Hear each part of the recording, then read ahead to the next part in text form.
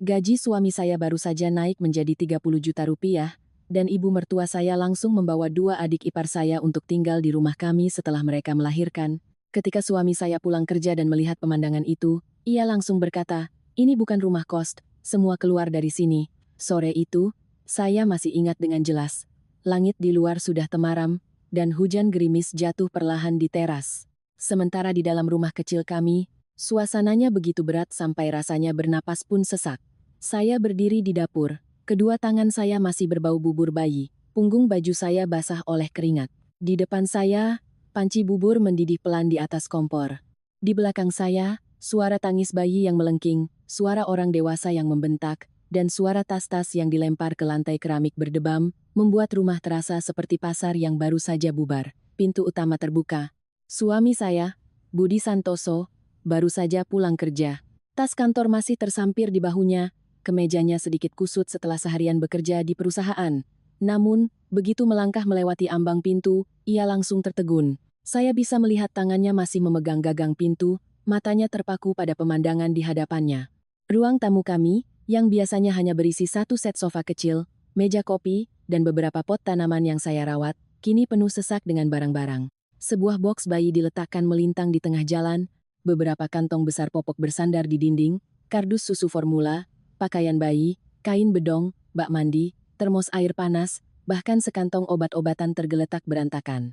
Pemandangan itu lebih mirip orang yang pindah rumah untuk tinggal selamanya, bukan sekadar tamu yang datang berkunjung. Di tengah ruang tamu, ibu mertua saya, Ibu Sumiati, duduk dengan angkuh di sofa, memegang segelas air, dengan raut wajah tenang seolah dialah pemilik rumah ini. Di sampingnya, duduk dua adik ipar saya, Rina dan Lina, masing-masing menggendong bayi mungil yang masih merah. Satu bayi menangis tanpa henti, yang satunya lagi tidur gelisah. Kedua ibu muda itu tampak masam, mulut mereka tak henti-hentinya mengeluh lelah, sakit, dan kekurangan tempat untuk tidur. Budi memandang berkeliling sejenak, lalu menatap saya. Tatapannya tidak perlu diucapkan, tapi saya tahu ia bertanya, apa yang sedang terjadi? Saya berdiri di dapur. Bibir saya bergetar tapi tak ada satu kata pun yang keluar. Sepanjang sore itu, saya sudah ditekan habis-habisan hingga kepala saya pusing. Ibu mertua datang tiba-tiba bersama kedua adik ipar dan dua cucunya yang baru lahir. Tanpa pemberitahuan, tanpa meminta izin, mereka langsung masuk seolah itu adalah hal yang wajar. Melihat Budi diam, Ibu Sumiati langsung angkat bicara dengan nada enteng. "Oh, kamu sudah pulang, Bud? Ibu bawa adik-adikmu ke sini untuk tinggal sementara setelah melahirkan. Rumah kalian seluas ini, mubazir kalau tidak ditempati. Lagi pula, sesama saudara kandung, kalau tidak saling menolong di saat susah, mau menolong siapa lagi?" Budi perlahan meletakkan tasnya di kursi. Ia tidak langsung menjawab. Ia menatap boks bayi yang menghalangi jalan, tumpukan tas di sudut ruangan, lalu menatap saya yang berdiri mematung di dapur. Saya tahu ia sudah menyadari bahwa ini bukan sekadar tinggal sementara, sebab kamar tamu yang biasanya saya gunakan untuk menyimpan stok barang jualan online dan beberapa perabot rumah tangga, sudah diambil alih begitu saja oleh Rina dan Lina. Spray saya ditarik turun, kardus-kardus dagangan saya didorong ke pojok, dan di atas tempat tidur, pakaian bayi, kain bedong, popok, dan tas-tas orang dewasa tergeletak berantakan. Salah satu bayi tiba-tiba menangis kencang. Lina menatap saya dengan kesal. "Mbak Dewi, buburnya sudah jadi belum? Anakku sudah nangis dari tadi." Beginilah susahnya kalau habis melahirkan tidak ada yang merawat. Nada suaranya terdengar lelah sekaligus menyalahkan, seolah sayalah yang bersalah karena belum melayani mereka dengan sigap. Rina ikut menimpali. "Rumah Mbak kan cuma ditinggali berdua, luas dan bersih begini. Kami numpang sebentar apa salahnya? Mas Budi kan sekarang gajinya sudah besar. Masa pelit sama adik sendiri?" Saya menunduk, tangan saya meremas ujung celemek. Sejak sore, saya sudah mendengar kalimat-kalimat seperti itu berulang kali. Ibu mertua menasihati dengan dalih moral, kedua adik ipar mengeluh kesusahan. Setiap kali saya mencoba bertanya mereka akan tinggal berapa lama, saya langsung dimarahi dan disebut egois, tidak punya rasa kasihan pada keponakan sendiri. Budi melangkah masuk, langsung menuju kamar tidur utama kami. Hanya beberapa detik kemudian, ia keluar lagi dengan wajah yang jelas lebih dingin. Saya tahu ia pasti sudah melihat koper besar milik ibu mertua yang diletakkan tepat di samping lemari pakaian kami. Di atas tempat tidur kami bahkan ada beberapa setel pakaiannya, sekantong suplemen, dan bantal kesayangannya yang biasa ia pakai di kampung.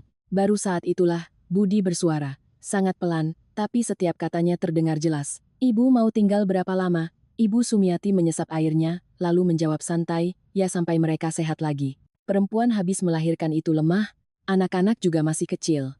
Paling cepat ya beberapa bulan. Kamu ini kan kakak laki-laki, masa tidak bisa mengurus adik-adikmu? Setelah berkata begitu, ia melirik ke arah saya dengan nada setengah mengancam, setengah menyindir. Atau istrimu yang tidak mengizinkan? Kalimat itu seperti tamparan tak terlihat yang mendarat tepat di wajah saya. Belum sempat saya berkata apa-apa, ibu mertua sudah menjadikan saya kambing hitam. Rina, sambil menggendong anaknya, matanya memerah tapi mulutnya tetap tajam. Mas Budi, kami tidak minta banyak, kok, cuma minta numpang beberapa bulan saja. Atau Mas dan Mbak takut kami menghabiskan beras di rumah ini? Lina menunduk, pura-pura terisak. Kalau bukan karena terpaksa, kami juga tidak akan membawa anak sekecil ini ke sini. Budi berdiri diam di tengah ruang tamu. Saya bisa melihat rahangnya mengeras dan tangannya terkepal. Setelah bertahun-tahun menjadi istrinya, saya tahu, ketika ia diam seperti itu, artinya ia sedang menahan amarah yang luar biasa. Ia menatap ibunya, lalu kedua adiknya, dan terakhir, menatap saya. Hanya dengan satu tatapan itu, tiba-tiba hidung saya terasa perih. Akhirnya, ada seseorang yang melihat kelelahan dan ketidakberdayaan saya. Ia berkata perlahan, ini bukan rumah kos. Seketika seluruh ruangan hening. Bahkan suara tangis bayi seolah tercekat di tengah jalan. Ibu Sumiati menggebrak meja dengan gelasnya. Apa katamu? Coba ulangi lagi biar ibu dengar. Budi tidak menghindar. Ia menatap lurus ke arah ibunya, suaranya lebih dingin dari sebelumnya. Ini bukan rumah kos. Rumah ini milik saya dan istri saya.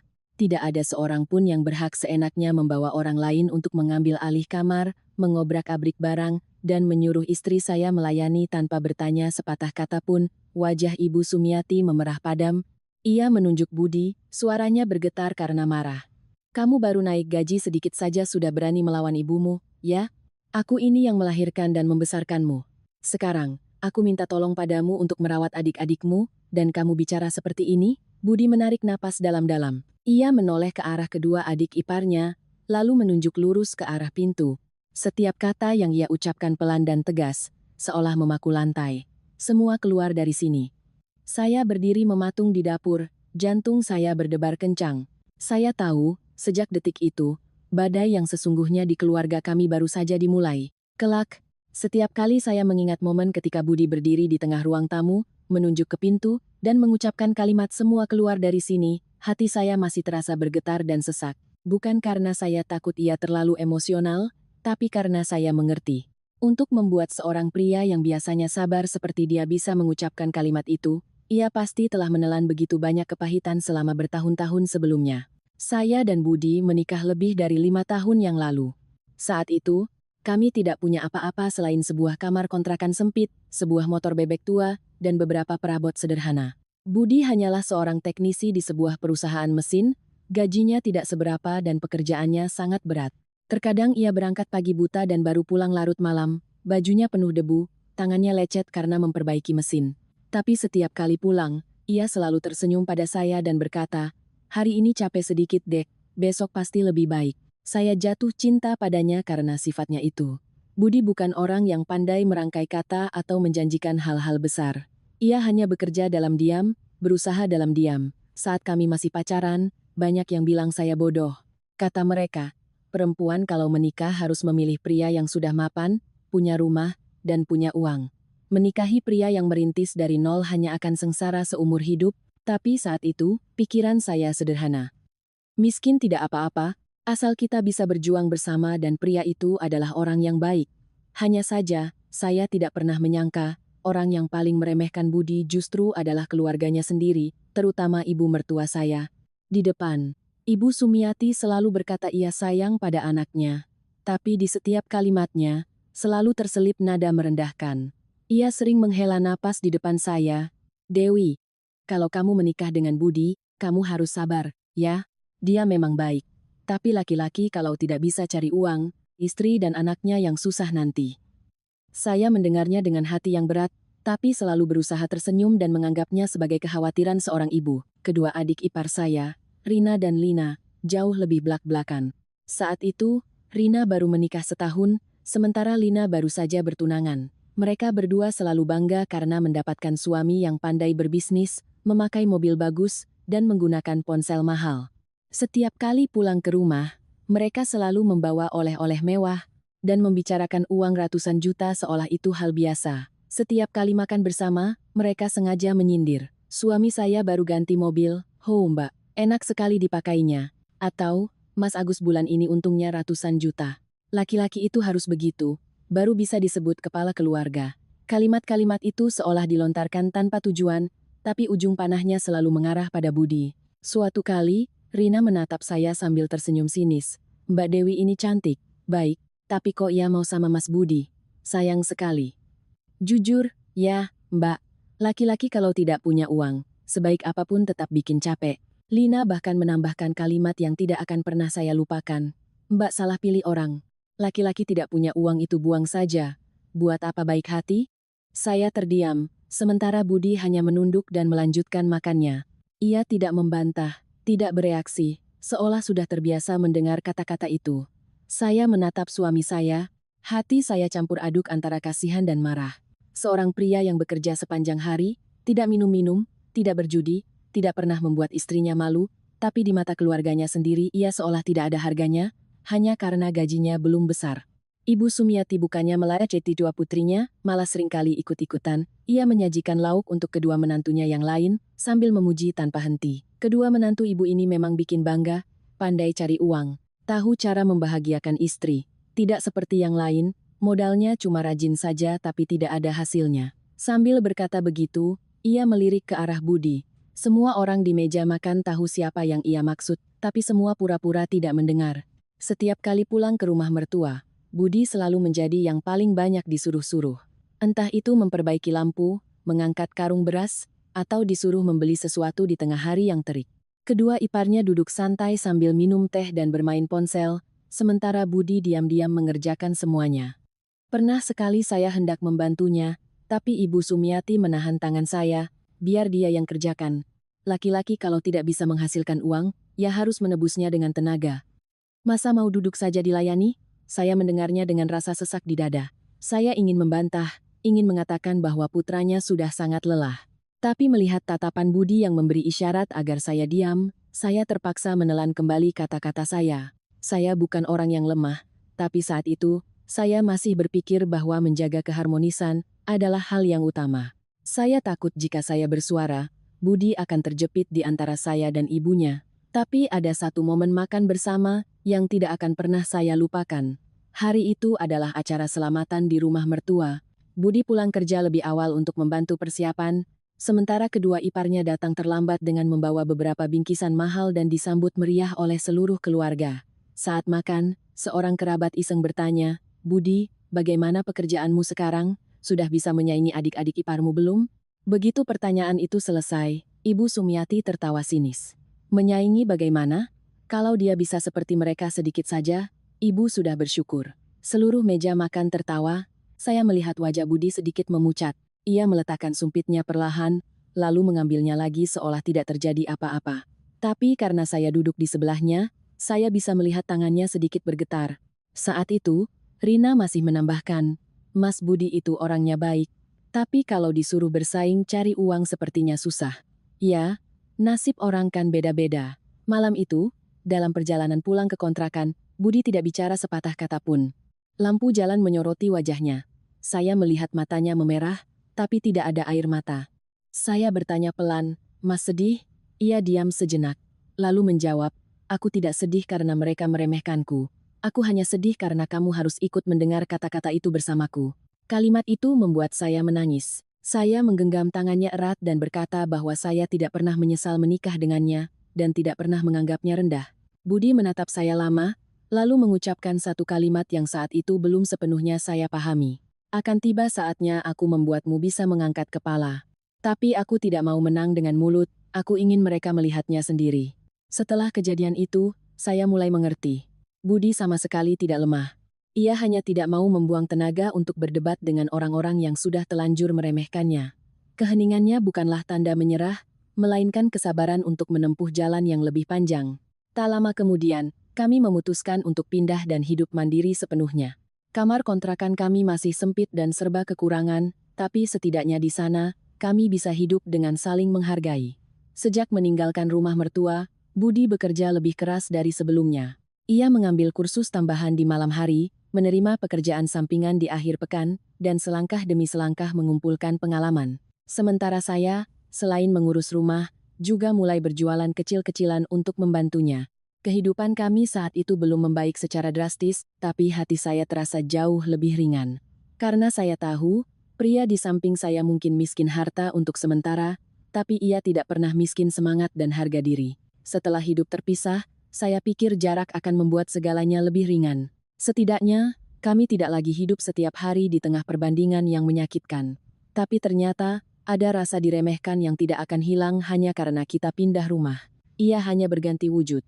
Terkadang muncul saat kumpul keluarga, terkadang dalam panggilan telepon, atau dalam sebuah kalimat pamer yang seolah-olah tidak disengaja dari kedua adik ipar saya.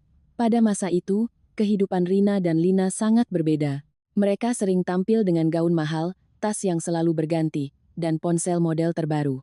Setiap kali pulang ke rumah ibu mertua, mereka tidak pernah datang dengan tangan kosong. Entah itu sekotak buah impor, sekotak sarang burung walet, atau amplop tebal yang mereka berikan pada Ibu Sumiati di depan semua orang. Ibu mertua saya akan menerimanya dengan senyum yang tak pernah lepas. Lihat, anak perempuanku menikah dengan orang hebat itu memang berkah. Tidak perlu banyak bicara, lihat saja cara mereka berbak. Suami Rina bernama Agus, dan suami Lina bernama Wawan. Keduanya adalah tipe orang yang berbicara dengan suara keras, dan setiap kali masuk ke rumah, mereka seolah membawa aura kekayaan yang ingin menekan orang lain. Agus sering pamer bahwa ia berbisnis kayu, berdagang dari satu daerah ke daerah lain, punya banyak kenalan, dan sekali pengiriman barang bisa untung setara gaji orang setahun. Wawan sering tersenyum sinis, berbicara dengan nada setengah bercanda, bisnis besar itu harus punya nyali. Kalau cuma jadi karyawan, kapan mau kayanya? Saya tahu kata-kata itu bukan hanya pameran, tapi juga sindiran yang ditujukan pada Budi, meskipun kami sudah tidak tinggal serumah lagi.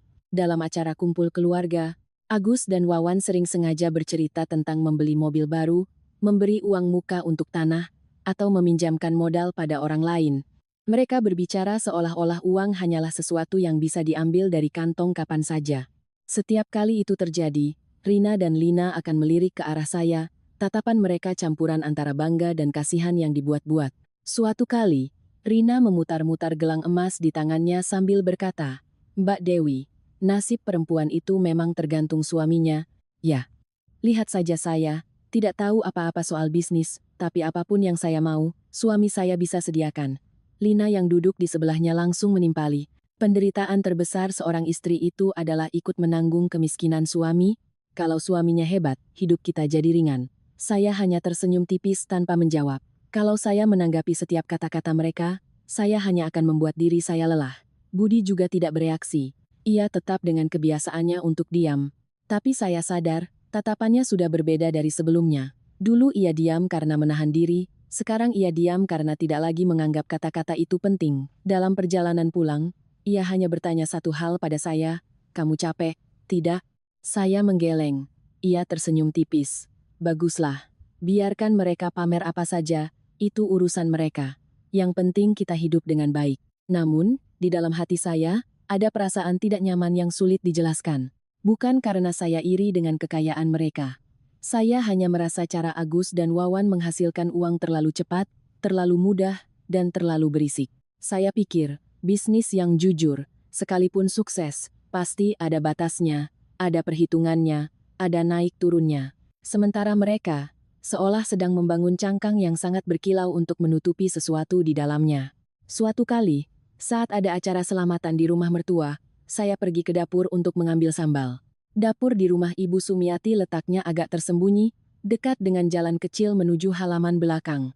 Saat melewati jendela, saya tidak sengaja mendengar Agus dan Wawan sedang berbicara di luar. Suara Agus lebih pelan dari biasanya, tidak lagi berkoar-koar seperti saat pamer. Belakangan ini jalur kayu diperiksa ketat. Harus hati-hati. Kemarin ada satu kiriman yang ditahan. Wawan menjawab cepat, "Tahu, tapi barang sudah diterima.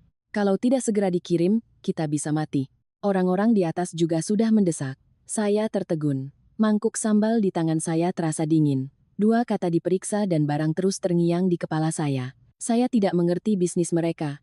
Tapi cara mereka berbicara tidak seperti pedagang biasa. Ada unsur sembunyi-sembunyi, ketakutan, dan kenekatan orang yang berjalan di atas tali tipis. Saya kembali ke meja makan, jantung saya masih berdebar. Budi melihat raut wajah saya dan bertanya pelan, "Kamu kenapa?" Saya hanya menggeleng dan berbisik, "Nanti di rumah aku ceritakan." Malam itu, setibanya di kontrakan, saya menceritakan semua yang saya dengar. Budi duduk diam untuk waktu yang lama. Ia tidak terkejut, hanya berkata pelan, "Aku juga pernah dengar selentingan soal itu, tapi kalau belum ada bukti, kita jangan asal bicara." Saya bertanya, "Mas pikir bisnis mereka benar-benar tidak bersih?" Budi menatap keluar jendela, suaranya memberat. "Aku tidak berani menyimpulkan. Tapi, sesuatu yang tidak bersih, cepat atau lambat pasti akan terungkap. Masalahnya, ketika terungkap, akan banyak orang lain yang ikut terseret." Kalimat itu terus membekas di benak saya. Saat itu, saya hanya berpikir Budi berkata begitu karena ia berhati-hati. Tapi bertahun-tahun kemudian, ketika semuanya terkuak, saya baru mengerti bahwa ia sudah melihat risikonya sejak awal, hanya saja ia tidak mau ikut campur dalam masalah yang belum menjadi urusannya. Tidak lama setelah itu, seorang tetangga lama di dekat rumah Ibu Sumiati bertemu saya di pasar. Ia menarik tangan saya ke sudut dan berbisik, "Dewi, ini rahasia. Ya, adik-adik iparmu itu bisnisnya tidak beres. Belakangan ini gosipnya sudah menyebar. Orang yang kaya mendadak itu harus diwaspadai. Uang yang datang dengan mudah biasanya tidak akan tenang." Saya mendengarnya dengan hati yang semakin berat. Saya mencoba bertanya lebih lanjut, tapi ia hanya melambaikan tangan. "Cukup tahu saja, jangan sebut nama saya. Urusan mereka, kalau kita ikut campur bisa runyam." Sejak itu, saya mulai lebih memperhatikan. Kedua keluarga adik ipar saya masih pamer kekayaan, tapi tidak lagi seheboh dulu. Foto-foto makan di restoran mewah mulai jarang, mobil baru tidak lagi disebut-sebut. Suatu kali, Ibu Sumiati menelepon dan pamer bahwa Rina baru membeli gelang emas baru. Tapi ketika saya tidak sengaja bertanya pada Rina, ia malah mengalihkan pembicaraan. Lina juga begitu. Dulu, setiap membuka mulut pasti bercerita tentang suaminya yang baru pulang dari perjalanan bisnis. Sekarang, setiap kali ada yang bertanya tentang pekerjaan Wawan, ia langsung cemberut, "Urusan laki-laki. Kenapa harus ditanya-tanya?" Di luar, mereka masih berusaha mempertahankan citra kaya raya. Pakaian bagus, gaya bicara yang angkuh, dan sikap meremehkan orang lain masih sama. Tapi saya mulai melihat retakan-retakan kecil di cangkang mereka. Tatapan mata yang menghindar, panggilan telepon yang buru-buru dijawab di luar, atau suatu kali ketika Agus sedang tertawa terbahak-bahak, lalu melihat nomor tak dikenal di ponselnya dan wajahnya langsung berubah. Hal-hal kecil itu, jika digabungkan, membuat saya semakin cemas. Saya tidak banyak membicarakannya lagi dengan Budi karena saya tahu ia sudah mengerti, kami hanya diam-diam menjaga jarak, membuat hidup kami sesederhana mungkin. Saat itu, saya belum tahu bahwa tanda-tanda kecil ini akan mengarah pada sebuah malapetaka besar nanti. Saya hanya merasakan satu hal dengan sangat jelas, kekayaan yang mereka pamerkan di depan kami sepertinya tidak pernah benar-benar kokoh. Retakan-retakan itu awalnya hanya membuat saya cemas. Tapi kami tidak punya hak untuk ikut campur terlalu dalam di kehidupan orang lain. Budi benar, tanpa bukti, kita tidak boleh menuduh. Jadi, kami memilih untuk hidup tenang, mengurangi interaksi, dan tidak membiarkan kata-kata pamer dan hinaan mereka menyakiti kami. Siapa sangka, justru di masa-masa itu, kehidupan kami mulai mengalami titik balik yang besar. Setelah bertahun-tahun bekerja dalam diam, Budi akhirnya mendapatkan pengakuan dari perusahaannya. Ia bukan tipe orang yang pandai menjilat atau suka pamer di depan atasan. Ia hanya tahu bagaimana bekerja dengan teliti, hati-hati, dan menyelesaikan setiap tugas sampai tuntas. Pernah ada masalah mesin yang rusak parah di tempat klien. Hampir seluruh tim teknisi menyerah karena penyebabnya sulit ditemukan. Hanya Budi yang begadang semalaman, membandingkan setiap diagram dan data teknis. Keesokan harinya, ia menemukan bahwa masalahnya ada pada satu komponen kecil yang tidak diperhatikan oleh siapapun. Sejak itu, atasannya mulai memandangnya dengan cara yang berbeda. Lalu, sebuah proyek besar perusahaan mengalami kendala tepat sebelum serah terima. Jika tidak ditangani tepat waktu, perusahaan bisa kena denda yang sangat besar. Budi maju sebagai sukarelawan, tinggal di pabrik selama 3 hari berturut-turut, hanya makan nasi kotak dan tidur di kursi plastik. Sampai-sampai ketika saya meneleponnya, suaranya serak dan saya sangat khawatir. Saya memintanya pulang untuk istirahat, mengatakan bahwa uang tidak lebih penting dari kesehatan. Ia hanya tertawa lelah. "Sedikit lagi, Dek, pekerjaan ini sudah di tanganku, harus diselesaikan dengan baik." 3 hari kemudian, proyek itu berhasil diselamatkan. Perusahaan tidak hanya terhindar dari denda besar, tapi juga berhasil menandatangani kontrak jangka panjang baru dengan klien tersebut. Budi tidak banyak bercerita, hanya mengatakan bahwa semuanya sudah beres. Tapi saya tahu, di balik kata beres itu, ada malam-malam penuh perjuangan dan tahun-tahun belajar dalam diam yang memberinya kemampuan untuk menanggung tanggung jawab sebesar itu. Lebih dari sebulan kemudian, ia menerima surat keputusan promosi jabatan. Sore itu, ia pulang lebih awal dari biasanya. Di tangannya tidak ada bunga atau hadiah, hanya sebuah amplop putih yang terlipat rapi. Ia meletakkannya di meja makan, menatap saya yang sedang menyiangi sayuran di dapur, lalu berkata pelan, "Dewi, aku diangkat jadi manajer divisi." Saya terdiam selama beberapa detik, mengira salah dengar. Baru setelah ia menunjukkan surat keputusan itu, mata saya berkaca-kaca. Gaji barunya adalah 30 juta rupiah sebulan.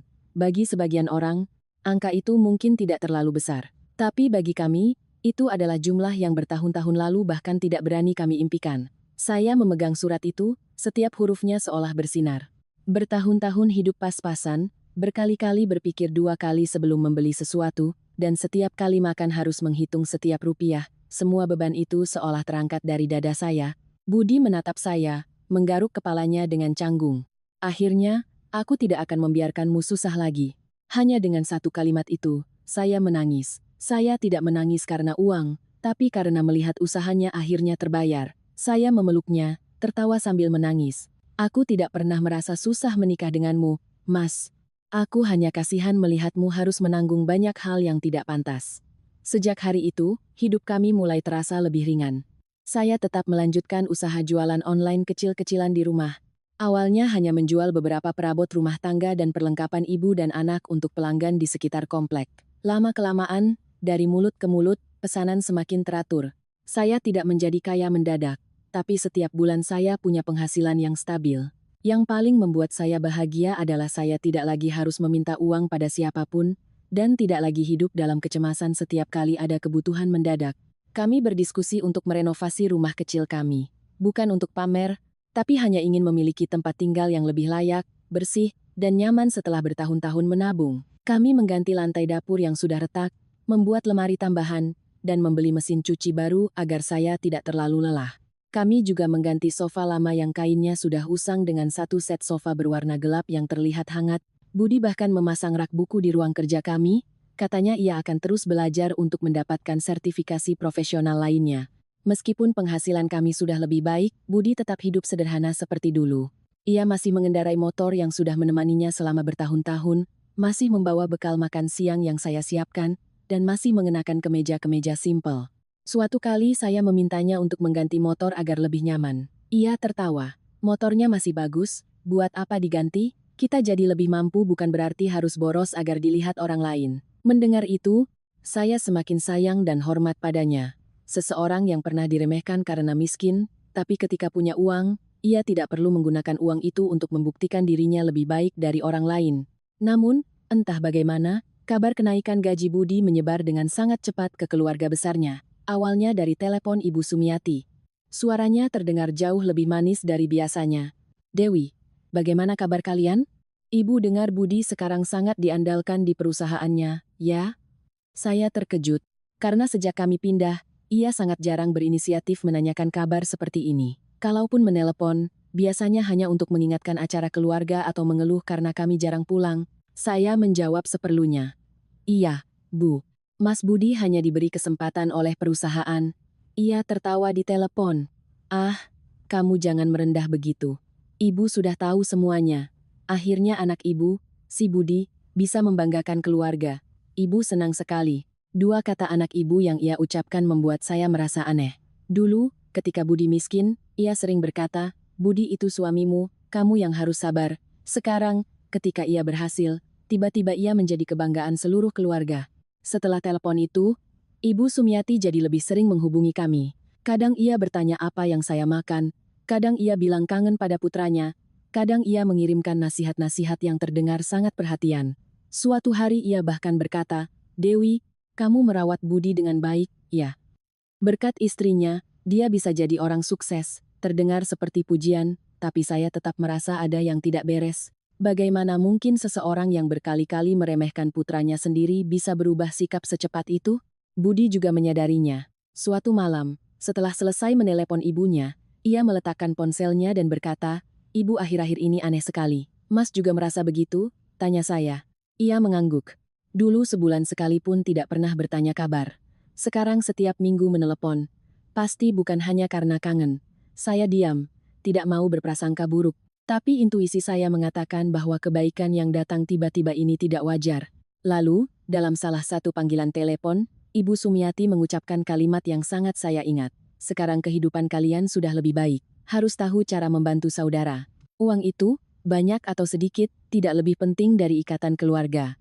Sesama saudara, harus bisa berbagi suka dan duka." Saya mendengarnya dan hanya menjawab iya, tapi tangan saya yang memegang telepon tiba-tiba terasa dingin. Saat itu, saya belum tahu duka yang ia maksud akan menimpa siapa.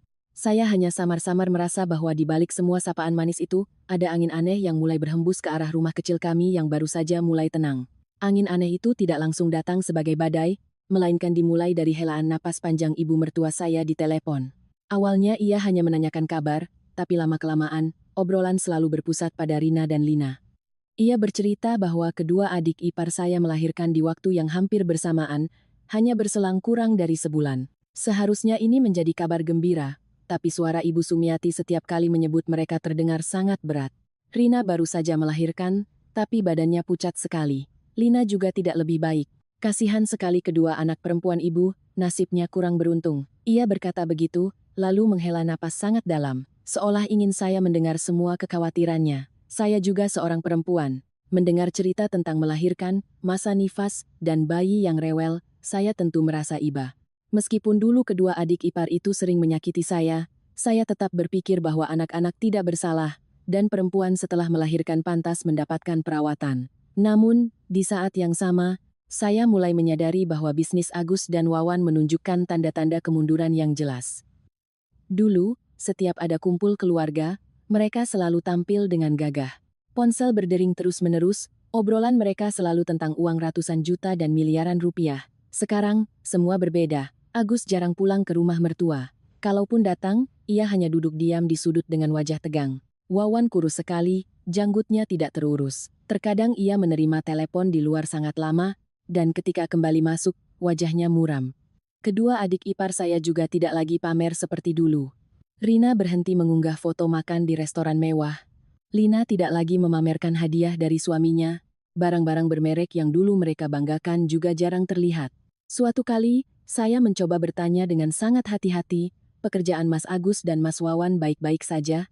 Rina langsung cemberut. "Kenapa Mbak bertanya? Bisnis laki-laki kan ada naik turunnya, itu biasa."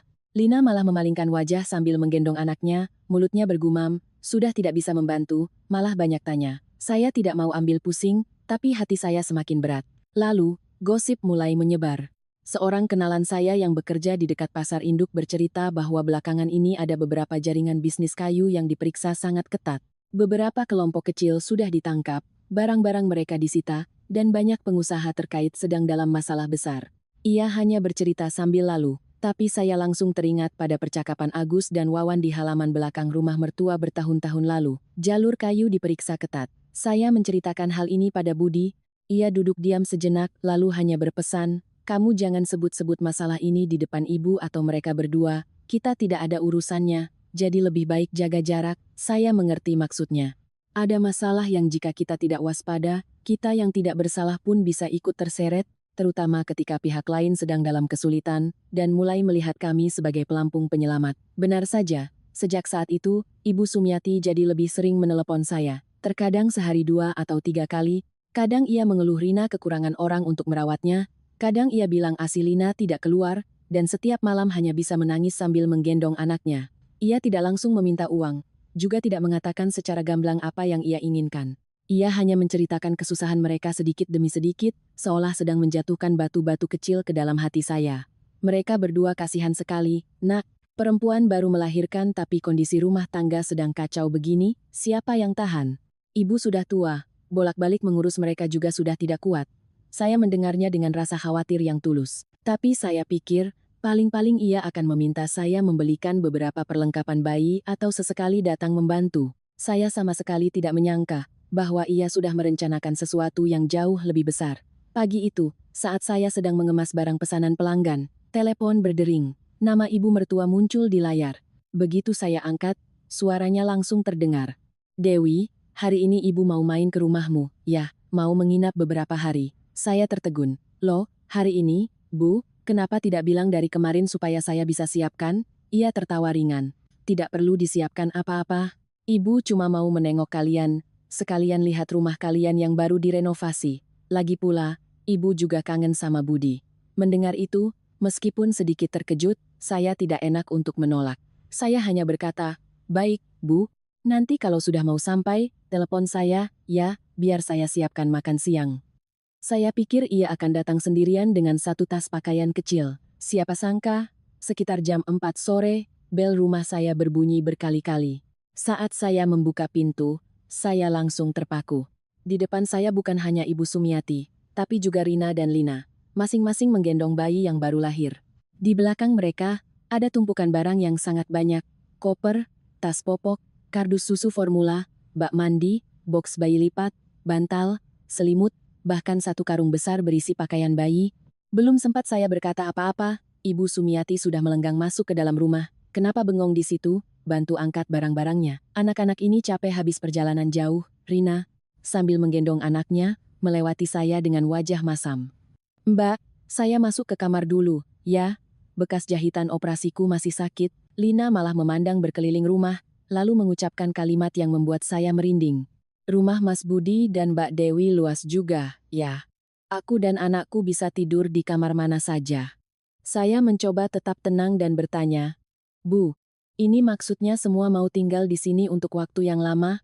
Ibu Sumiati, yang sedang melepas jilbabnya, mendengar pertanyaan itu dan langsung menoleh. Tatapannya jauh lebih tajam dari suaranya di telepon tadi pagi. Ya, sampai mereka pulih. Perempuan habis melahirkan butuh dirawat, anak-anak butuh tempat yang bersih. Rumahmu seluas ini, masa tidak bisa menampung ibu dan adik-adiknya? Saya kehabisan kata-kata. Luas memang, tapi ini rumah kami.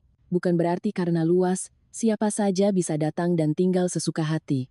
Tapi di depan saya ada dua bayi mungil yang sedang menangis, dan dua perempuan yang baru melahirkan dengan wajah pucat. Sekeras apapun saya ingin menolak, tenggorokan saya tercekat oleh kata keluarga. Saya akhirnya berkata, biar saya telepon Mas Budi dulu, Bu. Masalah ini harus dibicarakan berdua. Wajah Ibu Sumiati langsung berubah masam. Apa-apa harus tanya suami, ibu ini ibunya, mereka berdua ini adiknya, dan dua bayi ini keponakan kandungnya. Apa kamu mau menyuruh ibu berdiri di luar sampai Budi pulang dan memberi izin? Tepat saat itu, Rina menangis sambil menggendong anaknya. Entah karena benar-benar lelah atau karena sudah terbiasa menggunakan cara itu untuk menekan orang lain. Sudahlah Bu, kita pulang saja. Kalau orang sudah tidak mau menerima kita, buat apa kita di sini? Kalimat itu langsung membuat saya menjadi penjahat di rumah saya sendiri. Saya buru-buru berkata, jangan begitu, Rin. Saya hanya ingin memberitahu Mas Budi. Saya mencoba menelepon suami saya, tapi ponselnya sibuk. Saya coba lagi, masih sama. Mungkin ia sedang rapat, karena hari itu ia punya jadwal rapat penting dengan manajemen. Sementara saya masih memegang telepon, ibu mertua sudah memerintahkan Rina dan Lina untuk membawa barang-barang mereka ke kamar tamu. Sambil berjalan, ia berkata, itu keponakanmu, Dewi. Masa mau kamu usir? Orang boleh jahat pada siapa saja, tapi jangan pada darah daging sendiri. Nanti kalau kamu punya anak, kamu baru akan mengerti bagaimana rasanya menggendong bayi merah tapi tidak punya tempat untuk bersandar. Saya berdiri di tengah rumah, mendengarkan setiap kalimatnya dengan hati yang kalut. Ia tidak membentak, tidak memarahi, tapi setiap katanya menekan saya dengan dalih moralitas. Kurang dari 1 jam kemudian, rumah saya yang tadinya rapi sudah berubah menjadi lautan kekacauan. Suara tangis bayi, keluhan Rina, perintah Lina untuk mengambilkan air hangat, dan desakan Ibu Sumiati agar saya memasak bubur, membuat susu, dan membereskan tempat tidur. Saya berlari dari dapur ke ruang tamu, dari ruang tamu ke kamar tidur, punggung saya basah oleh keringat, tapi di dalam hati saya hanya ada satu pertanyaan, apakah ini benar-benar karena kasihan, atau sebuah rencana yang sudah diatur? Hingga langit benar-benar gelap, saya mendengar suara kunci dimasukkan ke lubang pintu. Budi pulang kerja. Dan hanya beberapa detik kemudian, ia berdiri mematung di depan pemandangan yang sudah saya hadapi sepanjang sore. Saat itu, saya tahu, masalah ini tidak bisa lagi disembunyikan di balik kata keluarga. Budi berdiri di tengah ruang tamu, matanya menyapu satu persatu orang di sana. Saya melihat dengan jelas keterkejutan di matanya perlahan berubah menjadi sesuatu yang sangat dingin. Ia bukan lagi pria pendiam yang selalu menunduk di meja makan rumah ibunya bertahun-tahun lalu. Di hadapannya kini ada ibu kandungnya, dua adik kandungnya, dan dua keponakannya yang masih merah. Tapi di saat yang sama, ada pemandangan rumahnya yang dilanggar, istrinya yang diperlakukan seperti pelayan, dan semuanya dibungkus dengan dalih ikatan keluarga untuk memaksanya setuju. Ibu Sumiati, melihat Budi mengucapkan kalimat semua keluar dari sini, langsung memeluk erat cucunya dan menangis. Saya tidak tahu apakah tangisannya tulus atau sudah disiapkan, tapi ia menangis sambil berteriak. Kamu tega mengusir keponakanmu sendiri ke jalan, Bud? Dia baru lahir beberapa hari, badannya masih merah begini. Kamu ini pamannya, kok setega ini, nak? Suaranya menggema di seluruh ruangan. Orang yang tidak tahu ceritanya mungkin akan mengira Budi adalah anak durhaka yang tidak punya hati nurani. Rina langsung ikut-ikutan. Ia memiringkan tubuhnya ke arah ibunya untuk menambah kesan dramatis. Ia menatap Budi dengan tatapan mencela. Mas sekarang gajinya sudah 30 juta, jadi Mas meremehkan kami yang sedang susah, ya? Dulu waktu Mas miskin, kami sekeluarga tetap menganggap Mas sebagai kakak. Sekarang kami sedang jatuh, Mas langsung berubah. Lina menghempaskan kantong popok ke lantai dengan kasar. Rumah sebesar ini, kami cuma numpang satu kamar, apa ruginya? Atau Mas dan Mbak takut rumah barunya jadi kotor? Saya mendengar setiap kalimat itu dengan dada yang sesak. Hanya beberapa jam yang lalu, mereka datang tanpa izin, merebut kamar, dan menyebar barang-barang mereka. Sekarang, dengan beberapa tetes air mata dan kalimat yang menyentuh rasa iba, mereka berhasil membalikkan keadaan dan membuat kami yang bersalah. Budi masih belum berteriak. Ia berdiri diam sejenak, lalu perlahan melepas jam tangannya dan meletakkannya di meja, seolah takut akan kehilangan kendali. Ia tidak langsung berbicara pada mereka, melainkan berjalan memeriksa setiap ruangan. Saya diam-diam mengikutinya. Kamar tamu, yang tadinya tempat saya menyimpan stok barang, kini berbau susu, minyak telon, dan popok yang menyengat. Kardus-kardus dagangan saya terdorong ke sudut, beberapa kotaknya penyok, beberapa barang pesanan pelanggan bahkan dijadikan ganjalan botol susu. Di atas tempat tidur, pakaian Rina dan Lina bercampur dengan kain bedong dan popok. Sebuah ember berisi air diletakkan di dekat lemari kayu, airnya tumpah dan membuat lantai basah. Budi menatap pemandangan itu lama, tapi masih diam. Ia melanjutkan langkahnya ke ruang kerja kecil kami. Begitu pintu terbuka, saya melihat wajahnya langsung menggelap. Meja kerjanya penuh dengan kain bedong yang sedang dijemur. Kursi kerjanya ditarik ke tengah ruangan, di atasnya ada tas perlengkapan pasca melahirkan. Tumpukan dokumen teknis yang ia siapkan untuk rapat minggu depan berantakan di rak, beberapa lembarnya basah di bagian sudut. Saya tahu dokumen-dokumen itu sangat penting, tapi tidak ada yang meminta izin padanya. Lalu, ia membuka lemari arsip di samping meja. Begitu laci terbuka, tangannya terhenti. Di dalamnya, map-map berisi dokumen penting kami berantakan. Buku tabungan, sertifikat rumah, BPKB motor, polis asuransi, yang tadinya saya susun rapi, kini acak-acakan seperti baru saja ada yang menggeledahnya, bahkan ada satu amplop yang segelnya terbuka. Mata Budi menjadi sangat dingin. Ia menoleh ke arah saya dan bertanya dengan suara rendah, "Siapa yang masuk ke sini?" Belum sempat saya menjawab, Ibu Sumiati sudah muncul di ambang pintu, menyahut lebih dulu. "Memangnya kenapa? Ibu cuma cari kain lap untuk cucu." "Lihat laci terbuka, ya Ibu lihat saja kalau ada kantong plastik. Kita ini kan keluarga, dokumen ditaruh di situ memangnya bisa hilang?" Budi menatapnya, tatapannya tidak lagi lembut. "Ibu mencari kain lap di dalam lemari arsip saya?" Ibu Sumiati sedikit terkejut, lalu langsung meninggikan suaranya. "Maksudmu Ibu mencuri? Aku ini ibumu, aku yang membesarkanmu. Sekarang membuka laci di rumahmu saja tidak boleh?" Melihat situasi semakin tegang, saya akhirnya menceritakan semua yang terjadi sejak mereka datang. Saya bercerita dengan pelan, tanpa melebih-lebihkan, mulai dari Ibu Sumiati yang menyuruh saya membersihkan kamar, Rina yang meminta dibuatkan bubur, hingga Lina yang menyuruh saya menyiapkan air hangat. Saya juga menceritakan bagaimana saya mencoba menelepon Budi tapi tidak berhasil, sehingga saya belum bisa mengambil keputusan. Saya juga mengatakan bahwa ibu mertua mengancam jika saya tidak mengizinkan mereka tinggal, berarti saya tidak punya hati nurani dan membiarkan perempuan yang baru melahirkan terlantar. Semakin saya bercerita, tenggorokan saya semakin tercekat. Bukan karena sedih untuk diri saya sendiri, tapi karena saya tahu Budi mendengarkan setiap katanya. Ibu Sumiati langsung menunjuk saya. Dia itu kakak ipar, harusnya tahu diri. Masa perempuan yang baru melahirkan disuruh kerja? Aku cuma minta dia masakan bubur dan bereskan tempat tidur, itu saja sudah dihitung-hitung sama suaminya. Perempuan kok perhitungan sekali, bagaimana mau hidup nanti? Rina mengangguk. Tuh, kan, Mas lihat sendiri. Kami belum bilang apa-apa. Mbak Dewi sudah mengeluh seolah-olah kami siksa. Lina tersenyum sinis. Sejak suaminya naik gaji, gayanya sudah seperti nyonya besar. Budi menoleh ke arah mereka.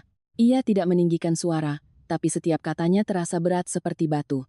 Istri saya bukan pembantu. Seluruh ruangan hening seketika. Saya berdiri di belakangnya, hidung saya terasa perih. Hanya dengan satu kalimat itu, semua kepahitan yang saya rasakan sejak sore seolah ada yang melihat dan membelanya. Saya tidak butuh ia bertengkar demi saya, tapi saya butuh ia mengerti bahwa saya tidak pantas diperlakukan seperti pembantu di rumah saya sendiri. Ibu Sumiati benar-benar murka, ia menyerahkan bayinya pada Rina, lalu menghampiri Budi. Kamu berani membela istrimu di depan ibumu? Baru punya uang sedikit sudah lupa siapa yang melahirkanmu, dulu aku begadang merawatmu, aku menahan lapar supaya kamu bisa sekolah. Sekarang aku minta bantuanmu untuk adik-adikmu. Kamu malah membela istrimu untuk mengusir ibumu. Budi menatap ibunya lama. Di matanya, saya melihat ada rasa sakit, tapi tidak ada lagi kompromi. Ia berkata, aku tidak membela istriku di atas ibu. Aku membela kebenaran. Siapapun yang salah, tidak akan aku bela. Kalimat itu membuat seluruh ruangan mati kutu. Ibu Sumiati membuka mulut tapi tidak bisa langsung bicara. Rina dan Lina juga terpaku, mungkin karena selama ini, mereka belum pernah melihat Budi berani berbicara pada ibunya dengan nada seperti itu. Ia melanjutkan, suaranya tetap tenang, tapi tegas. Jika ibu benar-benar butuh bantuan, seharusnya ibu menelepon dulu dan menjelaskan situasinya, agar kami bisa berdiskusi. Tidak ada yang boleh seenaknya datang, mengambil alih kamar, menggeledah barang, lalu menggunakan anak kecil untuk memaksa orang lain diam. Aku sayang keponakanku, tapi aku tidak bisa menerima cara kalian. Setelah itu, ia menoleh pada saya dengan suara yang lebih lembut. Dek, tolong ambil semua dokumen penting di kamar. Biar aku yang urus. Pada saat itu, saya tahu sesuatu telah benar-benar berubah. Pria yang dulu selalu menunduk di hadapan hinaan, hari ini telah berdiri tegak di rumahnya sendiri. Bukan untuk menang kalah, bukan untuk durhaka, tapi untuk melindungi batas-batas terakhir dari keluarga kecil yang telah kami bangun dengan susah payah. Namun, melindungi batas-batas itu tidak berarti segalanya langsung selesai. Sebaliknya, sikap tegas Budi justru membuat Ibu Sumiati mengubah taktiknya dengan cepat, begitu cepat hingga membuat saya merinding.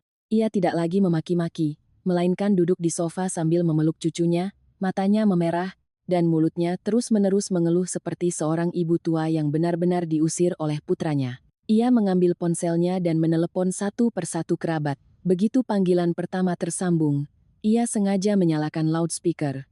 Suaranya terdengar tercekat. Bakyu, aku ini sengsara sekali.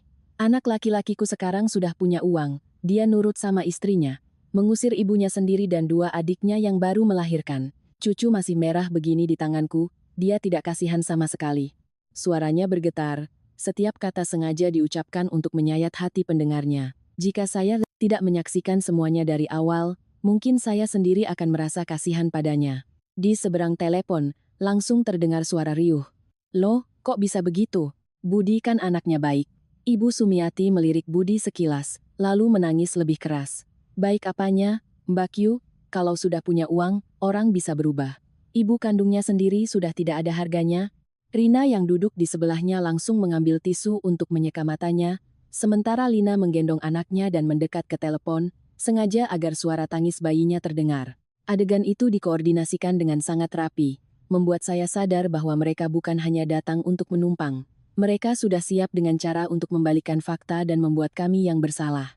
Kurang dari 10 menit kemudian, ponsel Budi mulai berdering tanpa henti. Yang menelepon adalah bibi, paman, dan beberapa kerabat dari pihak ayahnya yang selama ini hampir tidak pernah menanyakan kabar kami. Budi mengangkat panggilan pertama. Suara seorang bibi terdengar sangat ketus. Budi, kamu itu mau berbuat apapun, ingat sama bakti pada orang tua. Ibumu itu sudah tua, adik-adikmu baru melahirkan. Kalau kamu usir mereka, apa kata orang nanti? Budi duduk di kursi menghadap ibunya, wajahnya sangat tenang. Ia menjawab, kalau tante memang sayang sama ibu dan adik-adik saya, nanti saya pesankan taksi online untuk mengantar mereka ke rumah tante. Tolong tante rawat beberapa bulan, saya akan sangat berterima kasih. Di seberang telepon, hening sejenak. Lalu suara bibinya mengecil, loh, rumah tante kan sempit. Lagi pula tante juga harus mengurus cucu. Budi hanya berkata, kalau begitu, tante jangan menyuruh orang lain melakukan sesuatu yang tante sendiri tidak mau lakukan. Setelah itu, ia langsung menutup telepon. Panggilan kedua datang dari seorang paman. Baru membuka mulut, ia sudah menasihati bahwa sesama saudara harus saling menolong di saat susah. Budi menjawab dengan kalimat yang sama. Paman, tolong berikan alamatnya. Saya akan sewa mobil untuk mengantar ibu dan adik-adik ke sana. Rumah paman kan lebih besar dan lebih ramai, pasti bisa merawat mereka lebih baik. Kali ini, ujung telepon juga langsung hening. Saya yang berdiri di sebelahnya mendengarkan, merasa campur aduk antara lega dan miris. Ternyata, semua orang bisa dengan mudahnya menasihati dari luar. Tapi begitu nasihat itu menyentuh rumah mereka sendiri, mereka langsung mundur. Ibu Sumiati, melihat usahanya untuk menekan Budi melalui telepon gagal, wajahnya semakin masam. Ia membanting ponselnya ke meja. Hebat kamu sekarang ya, sampai membawa-bawa seluruh keluarga untuk melawan ibumu. Budi menatapnya tanpa meninggikan suara. Aku tidak melawan Bu, aku hanya ingin semua orang paham. Mengasihi dengan mulut itu mudah, tapi mengasihi dengan tanggung jawab itu yang sulit. Di tengah ketegangan itu, saya tidak sengaja melihat Rina sedang mengetik pesan dengan cepat. Ia duduk di sisi sofa, seolah tidak ada yang memperhatikan, tapi layar ponselnya memantul di permukaan meja kaca. Saya tidak bisa membaca semuanya, hanya sempat melihat beberapa kata. Mas, cepat ke sini. Mas Budi ngamuk. Jantung saya berdebar. Orang yang ia panggil pasti Agus. Hampir bersamaan, Lina juga berjalan ke dekat jendela sambil menggendong anaknya. Suaranya pelan, tapi karena suasana sedang tegang, saya masih bisa mendengarnya. Bawa surat-surat yang dibilang ibu. Cepat. Dua kata surat-surat membuat punggung saya merinding. Surat apa? Kalau hanya datang untuk menumpang, kenapa harus membawa surat-surat? Dan kenapa ibu mertua yang menyuruhnya? Saya menoleh ke arah Budi, tapi ia masih berhadapan dengan ibunya dan belum menyadarinya. Saya tidak langsung bicara. Terkadang, intuisi seorang perempuan tidak bisa dijelaskan, tapi cukup untuk membuat kita waspada. Saya diam-diam masuk ke ruang kerja, mengunci laci lemari arsip yang tadi digeledah, lalu mengumpulkan semua dokumen penting, sertifikat rumah, buku tabungan, BPKB, kartu ATM cadangan, dan beberapa kontrak bisnis kecil saya. Saya memasukkan semuanya ke dalam berangkas sidik jari di kamar tidur, mengganti kata sandi cadangannya, lalu kembali keluar. Ketika saya kembali ke ruang tamu, Ibu Sumiati sudah berganti peran lagi. Ia duduk sambil memegangi kepalanya, sesekali mengerang. Kepala ibu sakit sekali. Sepertinya darah tinggiku kumat. Rina buru-buru menopang bahunya. Bu, jangan banyak pikiran. Kalau Mas Budi tidak sayang sama ibu, kan masih ada kami. Lina ikut menimpali. Kalau ibu sampai kenapa-kenapa, Mas Budi dan Mbak Dewi mau tanggung jawab. Setiap kalimat mereka seperti kail yang mencoba menarik sisa-sisa belas kasihan Budi. Langit sudah benar-benar gelap. Di luar, hujan semakin deras, angin meniup jendela kaca hingga bergetar pelan. Kedua bayi menangis bergantian, membuat suasana semakin kacau. Ibu Sumiati meraih tangan Budi, suaranya melemah. Sudah malam nak, anak-anak masih merah. Mengusir mereka sekarang itu dosa. Kalau ada masalah, besok pagi saja dibicarakan. Sekesal apapun kamu pada ibu, jangan sampai perbuatanmu dikutuk orang. Saya tahu Budi sedang didesak ke posisi yang sulit. Jika ia memaksa mereka pergi malam itu juga, mereka akan punya alasan untuk menyebutnya kejam. Jika ia luluh dan membiarkan mereka tinggal tanpa syarat, rumah ini akan diambil alih selangkah demi selangkah. Ia diam sejenak, lalu berkata dengan jelas, malam ini kalian boleh tinggal. Besok pagi, semua harus pergi, tidak ada negosiasi lagi. Ibu Sumiati mengangkat wajahnya menatap Budi. Ada kilatan aneh di matanya. Bukan seperti tatapan orang yang terpaksa menyerah, melainkan seperti tatapan orang yang berhasil mengulur waktu untuk rencana lain. Rina dan Lina juga saling berpandangan cepat. Tatapan itu, meskipun hanya sedetik, cukup untuk meyakinkan saya bahwa kecurigaan saya benar. Malam itu, saya tidak langsung tidur. Dengan alasan memeriksa pesanan, saya duduk sebentar di ruang tamu, lalu diam-diam menyalakan mode rekam berkelanjutan pada kamera keamanan di rumah kami. Biasanya, kamera itu hanya kami gunakan saat bepergian. Tapi malam itu, saya tahu rumah ini tidak lagi aman. Setelah itu, saya masuk ke kamar dan memeriksa berangkas sekali lagi. Budi berdiri di samping saya, suaranya merendah. Kamu juga merasa ada yang tidak beres, kan? Saya mengangguk, lalu menceritakan apa yang saya lihat tentang Rina yang mengirim pesan pada Agus dan Lina yang menyebut soal surat-surat. Setelah mendengar cerita saya, wajah Budi menjadi sangat serius. Kalau begitu, mulai sekarang kita tidak boleh lengah. Malam itu, rumah kami akhirnya tenang dari suara tangis bayi. Tapi hati saya tidak bisa tenang. Di luar, ibu mertua dan kedua adik ipar seolah sudah menyerah sementara. Tapi saya tahu, itu bukan akhir. Itu hanyalah jeda sebelum badai yang lain datang, yang lebih dahsyat dan lebih tak tahu malu. Keesokan paginya, saat fajar baru menyingsing, rumah kami sudah kehilangan ketenangannya. Saya sedang sibuk di dapur merebus air untuk membuat susu, ketika di luar gerbang terdengar suara motor berhenti mendadak. Bukan satu, tapi dua. Suara standar motor yang diturunkan di lantai semen terdengar kasar, diikuti oleh langkah kaki berat yang langsung menuju teras. Tanpa permisi, Agus dan Wawan muncul di ambang pintu ruang tamu dengan wajah marah. Agus, suami Rina, yang biasanya selalu berpakaian necis dengan rambut klimis dan mulut yang penuh bualan bisnis, hari ini kemejanya kusut, matanya cekung, dan dagunya ditumbuhi janggut tipis. Wawan, suami Lina, juga tidak lebih baik. Ia mengenakan jaket hitam yang resletingnya ditarik sampai ke leher. Begitu masuk, ia langsung memandang berkeliling rumah seolah sedang menginventarisir aset. Ibu Sumiati, melihat kedua menantunya datang, raut wajahnya langsung lega, seperti pasukan yang akhirnya mendapat bala bantuan. Rina keluar sambil menggendong anaknya, matanya merah, tapi begitu melihat Agus, kepercayaan dirinya seolah kembali. Lina juga meletakkan bayinya di box, lalu menarik kursi untuk Wawan seolah ini adalah rumah mereka. Saya berdiri di dapur, mengelap tangan sambil menatap Budi. Ia sudah bangun sejak pagi, mengenakan kemeja rapi seolah siap berangkat kerja, tapi tatapannya lebih dingin dari semalam. Agus yang pertama kali bicara. Anehnya, ia tidak langsung marah, melainkan mencoba tersenyum. Mas Budi, soal kemarin mungkin kita semua lagi emosi. Namanya juga keluarga, di saat susah harus saling bantu. Kami juga sebenarnya tidak mau merepotkan Mas dan Mbak, tapi sekarang ini benar-benar lagi buntu. Budi duduk, menatap lurus ke arahnya.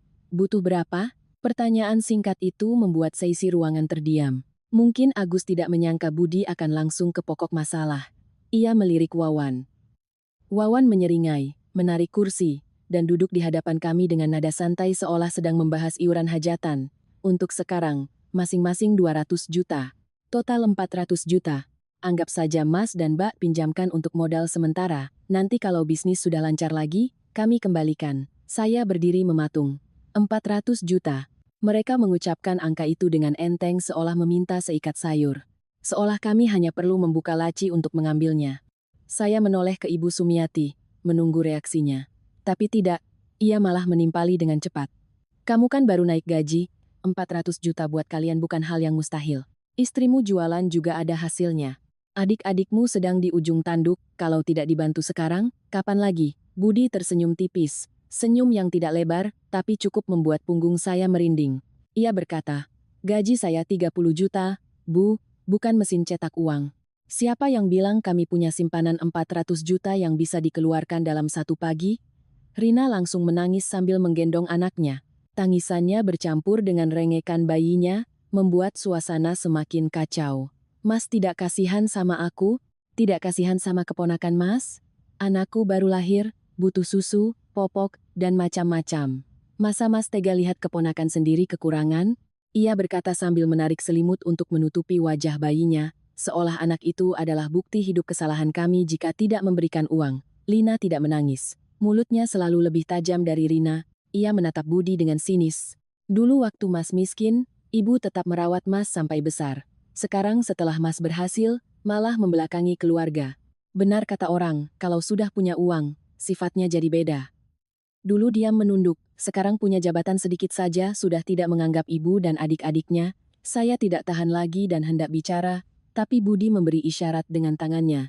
Ia menatap Lina, lalu ibunya. Setiap kata yang keluar dari mulutnya sangat jelas. Dulu ibu merawat saya sampai besar, itu akan selalu saya ingat. Tapi itu tidak berarti hari ini saya harus membiayai keserakahan semua orang. Kalimat itu seperti pisau yang mengiris topeng moralitas palsu di ruangan itu. Ibu Sumiati terbelalak. Siapa yang kamu bilang serakah? Kamu bilang ibumu serakah? Agus langsung menggebrak meja. Gelas di atasnya bergetar, airnya tumpah. Mas Budi, omonganmu itu keterlaluan.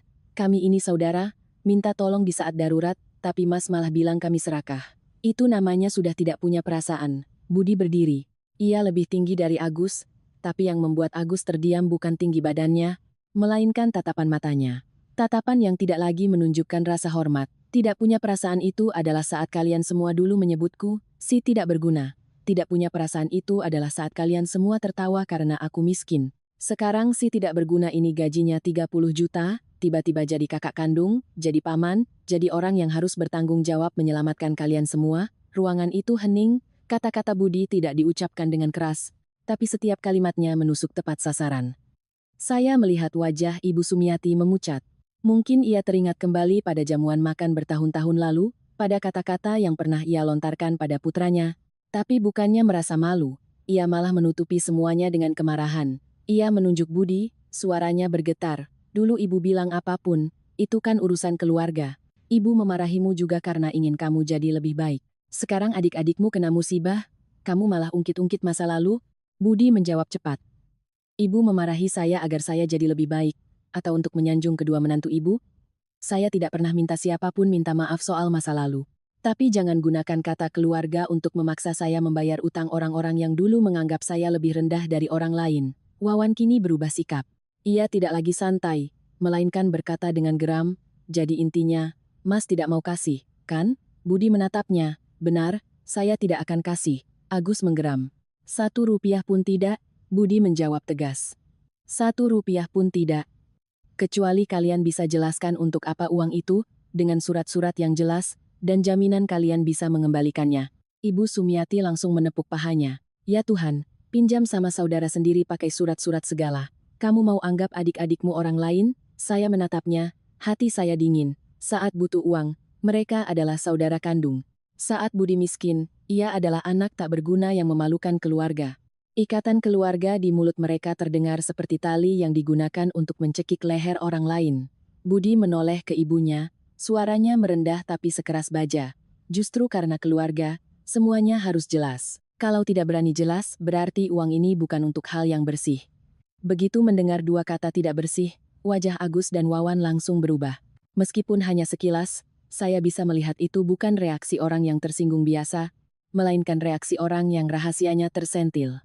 Rina buru-buru menangis lebih keras untuk menutupi keheningan yang canggung. Mas, jangan paksa kami lagi. Aku baru melahirkan, kepalaku pusing. Kalau Mas tidak bantu, suamiku bagaimana? Budi menatap adiknya, ada kilas rasa sakit di matanya, tapi tidak melunak. Aku bisa belikan susu untuk keponakanku, bisa bayar biaya berobatnya kalau perlu. Tapi aku tidak akan memberikan 200 juta ke tangan orang dewasa yang bahkan tidak berani jujur untuk apa uang itu. Lina tersenyum sinis. Hebat sekali. Ujung-ujungnya tetap saja pelit. Saya maju selangkah, tidak ingin diam lagi. Kalau kami pelit, semalam kami tidak akan membiarkan kalian semua tinggal. Tapi membantu itu beda dengan dipaksa. 2 hal itu tidak sama. Lina menoleh tajam ke arah saya. Mbak tahu apa? Mbak kan cuma jago menghasut suami. Budi langsung menyahut. Tidak ada yang menghasut saya. Ini keputusan saya. Agus berdiri, kursi yang ia duduki bergeser dan menimbulkan suara desitan yang memekakkan telinga. Baik, ingat kata-katamu hari ini, kalau sampai terjadi apa-apa sama kami, jangan menyesal. Budi menatapnya lama, lalu berkata pelan, kalau kalian berbisnis dengan benar, tidak akan ada yang perlu diselamatkan. Tapi kalau terjadi apa-apa karena kalian salah jalan, yang seharusnya menyesal itu adalah kalian sendiri. Tidak ada lagi yang bisa bicara. Konfrontasi pertama berakhir bukan dengan teriakan, melainkan dengan keheningan yang menyesakkan.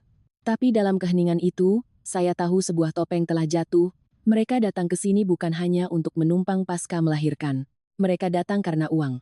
Dan uang 400 juta itu pasti menyembunyikan sesuatu yang jauh lebih menakutkan. Setelah Budi menolak mentah-mentah permintaan uang 400 juta, saya pikir ibu mertua dan kedua adik ipar akan merasa malu dan segera berkemas pergi. Tapi saya salah. Orang yang sudah terbiasa menggunakan air mata untuk memaksa orang lain tidak akan mudah berhenti hanya karena rahasianya tersentil. Mereka tidak bisa menang melawan kami dengan argumen langsung, jadi mereka beralih ke cara lain yang lebih licik, menyeret seluruh keluarga besar untuk menekan kami. Ibu Sumiati yang pertama kali bertindak, ia tidak lagi memarahi kami, melainkan duduk di tengah ruang tamu, membuka grup WhatsApp keluarga besar, dan mengetik pesan dengan perlahan. Saya melihatnya dari dapur, wajahnya dingin, sama sekali tidak terlihat seperti seorang ibu yang baru saja disakiti oleh putranya. Beberapa saat kemudian, ponsel Budi bergetar terus-menerus. Saya mengambil ponselnya dan melihat sebuah pesan panjang dari ibu mertua di grup. Anak laki-lakiku sekarang nurut sama istrinya, mengusir ibunya sendiri dan dua adiknya yang baru melahirkan. Cucu masih merah begini juga tidak dikasihani. Ibu benar-benar melahirkan anak untuk sakit hati. Hanya dengan satu pesan itu, grup langsung meledak. Ada yang mengirim emoji marah, ada yang bertanya apa yang terjadi, dan ada yang belum tahu apa-apa sudah langsung menuduh Budi anak durhaka. Saya membacanya dengan tangan gemetar karena marah. Ia sama sekali tidak menyebut soal kedatangan mereka yang tiba-tiba, penggeledahan lemari arsip, apalagi soal permintaan uang 400 juta. Ia hanya memilih bagian yang menguntungkannya. Ibu tua, adik yang baru melahirkan, cucu yang masih bayi, dan anak laki-laki yang tunduk pada istri. Rina juga tidak tinggal diam. Ia menidurkan kedua bayi berdekatan di atas karpet, lalu sengaja menunggu salah satunya menangis kencang sebelum mengambil foto. Sudut fotonya sangat pas, memperlihatkan lantai, tumpukan popok, dan wajahnya yang pucat, tapi tidak memperlihatkan ruangan yang nyaman di belakangnya. Beberapa menit kemudian, di akun Facebooknya muncul status, punya rumah tapi tak punya hati. Keponakan sendiri yang masih bayi pun dianggap beban. Lina lebih halus. Ia tidak mengunggah foto, hanya menulis kalimat samar, setelah kaya baru tahu sifat asli orang. Saat kita masih berguna dianggap saudara, begitu kita jatuh dianggap orang lain. Di bawahnya, beberapa temannya bertanya, dan ia hanya menjawab dengan emoji menangis, membuat orang semakin penasaran dan bersimpati. Saya melihat semua itu dengan perasaan sesak. Mereka menggunakan anak-anak sebagai tameng, menggunakan moralitas keluarga sebagai pisau, sementara kebenarannya mereka sembunyikan rapat-rapat. Tak lama kemudian, telepon saya mulai berdering. Panggilan pertama dari seorang bibi dari pihak keluarga suami. Begitu saya angkat, ia langsung berkata panjang lebar, "Dewi, tante kasih tahu, ya, perempuan pintar itu tidak akan menghasut suaminya untuk durhaka. Mertua itu tetaplah mertua. Adik-adik iparmu baru melahirkan, sebagai kakak ipar kok kamu tegas sekali." Nanti ditertawakan orang. Saya bersandar di meja dapur, mencoba menjaga suara saya tetap tenang. "Iya, tante. Kalau tante memang sayang sama ibu dan adik-adik, boleh saya minta alamatnya? Nanti sore saya pesankan taksi online untuk mengantar mereka ke rumah tante. Tolong tante rawat beberapa bulan, saya dan Mas Budi akan sangat berterima kasih." Di seberang telepon, hening sejenak. Lalu bibi saya tergagap. "Loh, rumah tante kan sempit. Tante juga sibuk mengurus cucu. Tante cuma menasihati supaya kamu tahu sopan santun." Saya menjawab pelan, "Kalau begitu, tante juga pasti mengerti. Tidak semua masalah bisa diselesaikan hanya dengan menasihati dari jauh." Bibi saya langsung menutup telepon. Budi, yang duduk di meja makan, mendengar semuanya tapi tidak berkata apa-apa. Ia tidak marah seperti yang saya kira. Ia hanya mengambil ponselnya dan mengambil tangkapan layar dari setiap unggahan, komentar, dan pesan di grup keluarga. Saya bertanya pelan, "Mas tidak mau menjelaskan?" Ia menggeleng. "Sekarang ini, mereka ingin kita ikut berdebat. Semakin kita membantah, semakin mereka punya alasan untuk bilang kita tidak sopan. Biarkan saja mereka bicara dulu." Saya mengerti maksudnya, tapi hati saya tetap sakit.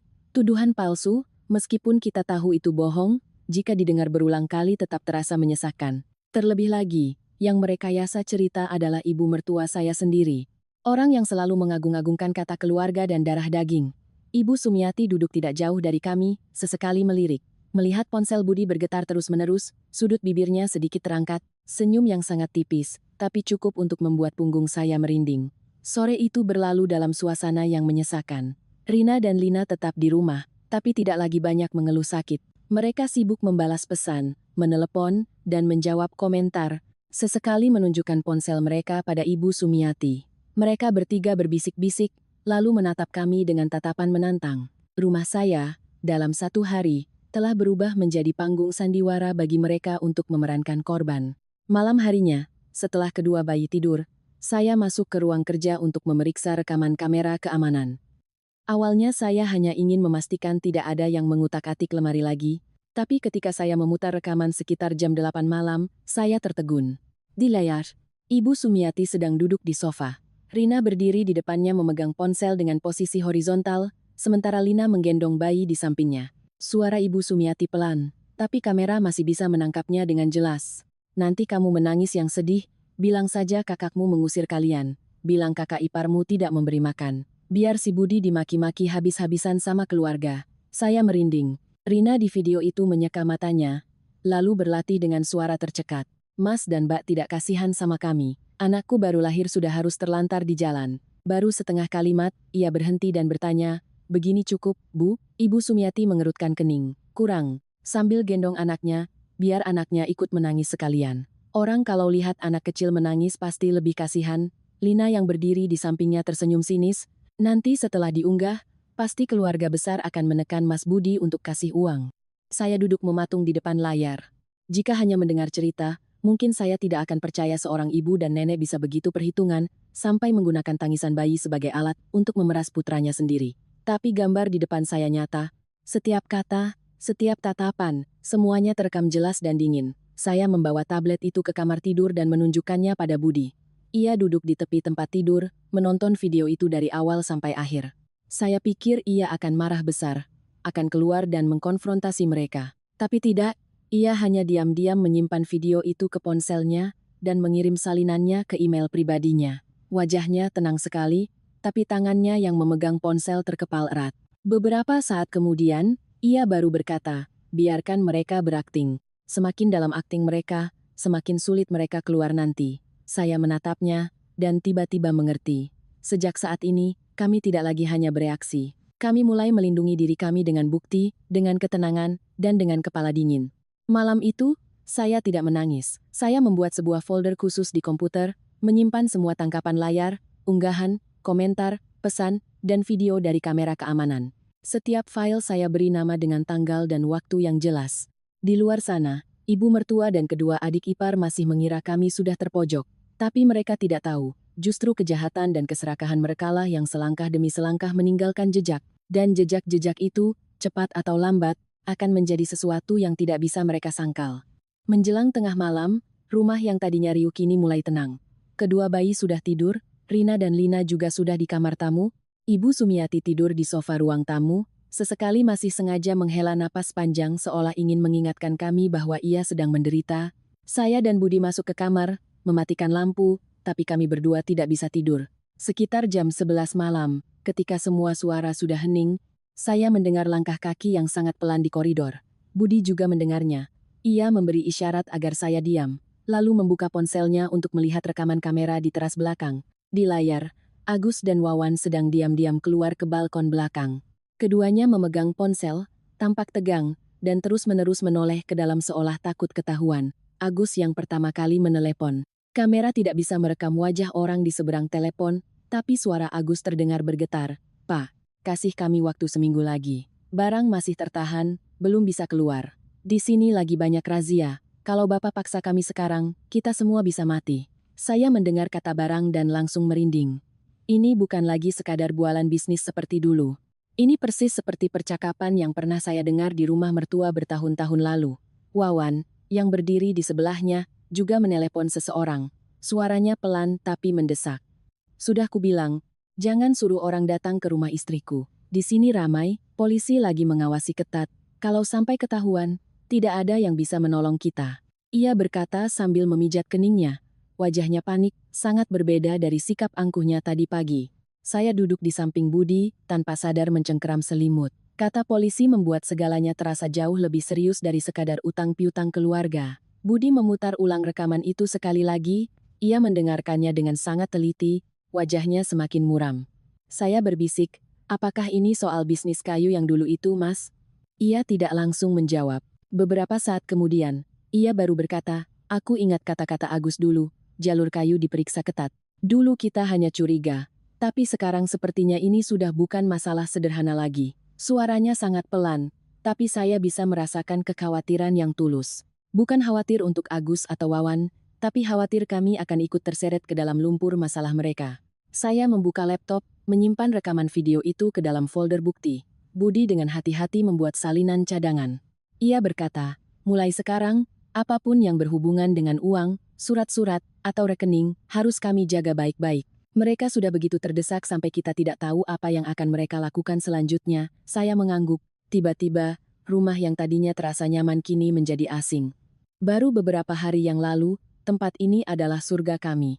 Sekarang, setiap sudutnya, seolah menyembunyikan sebuah konspirasi. Keesokan paginya, Saat saya sedang menyiapkan sarapan, seorang pria asing muncul di depan gerbang. Usianya sekitar 40-an, mengenakan jaket gelap dan topi yang ditarik rendah.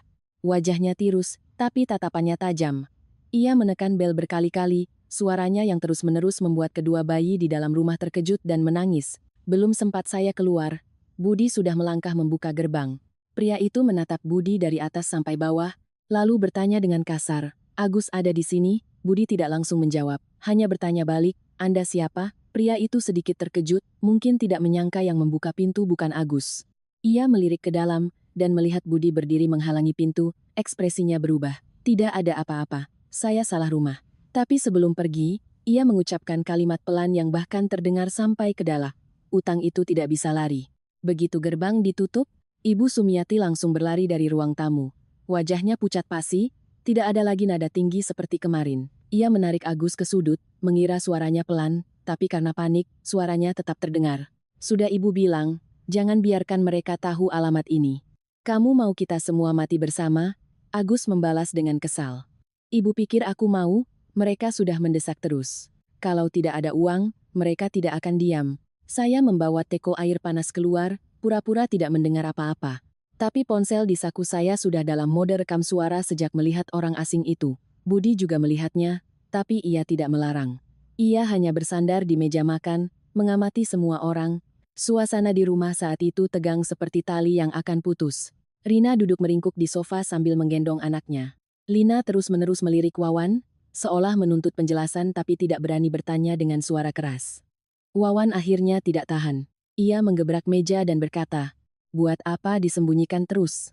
Kalau tidak ada 400 juta untuk menyumpal mulut mereka, kita benar-benar bisa mati." Mereka sudah tidak mau ditunda lagi. Begitu kalimat itu keluar, seisi ruangan hening. Wajah Ibu Sumiati langsung berubah. Ia menoleh tajam ke arah Wawan dan membentak pelan, "Kamu diam." Tapi sudah terlambat. Budi menatap lurus ke arah Wawan. "Menyumpal mulut siapa? Soal apa?" Tidak ada yang menjawab. Agus menunduk. Wawan menggeram, matanya menghindar. Rina menangis sesenggukan, tapi kali ini tangisannya tidak lagi membuat saya luluh.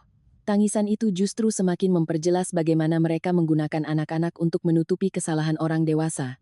Ibu Sumiati buru-buru mencoba menutupi. Dia bicara sembarangan. Namanya juga orang bisnis, utang itu biasa. Dikejar-kejar orang jadi panik, makanya bicaranya ngawur. Budi menoleh ke ibunya, tatapannya tidak lagi marah, hanya ada kekecewaan yang dingin. "Ibu sudah tahu masalah ini dari awal kan?"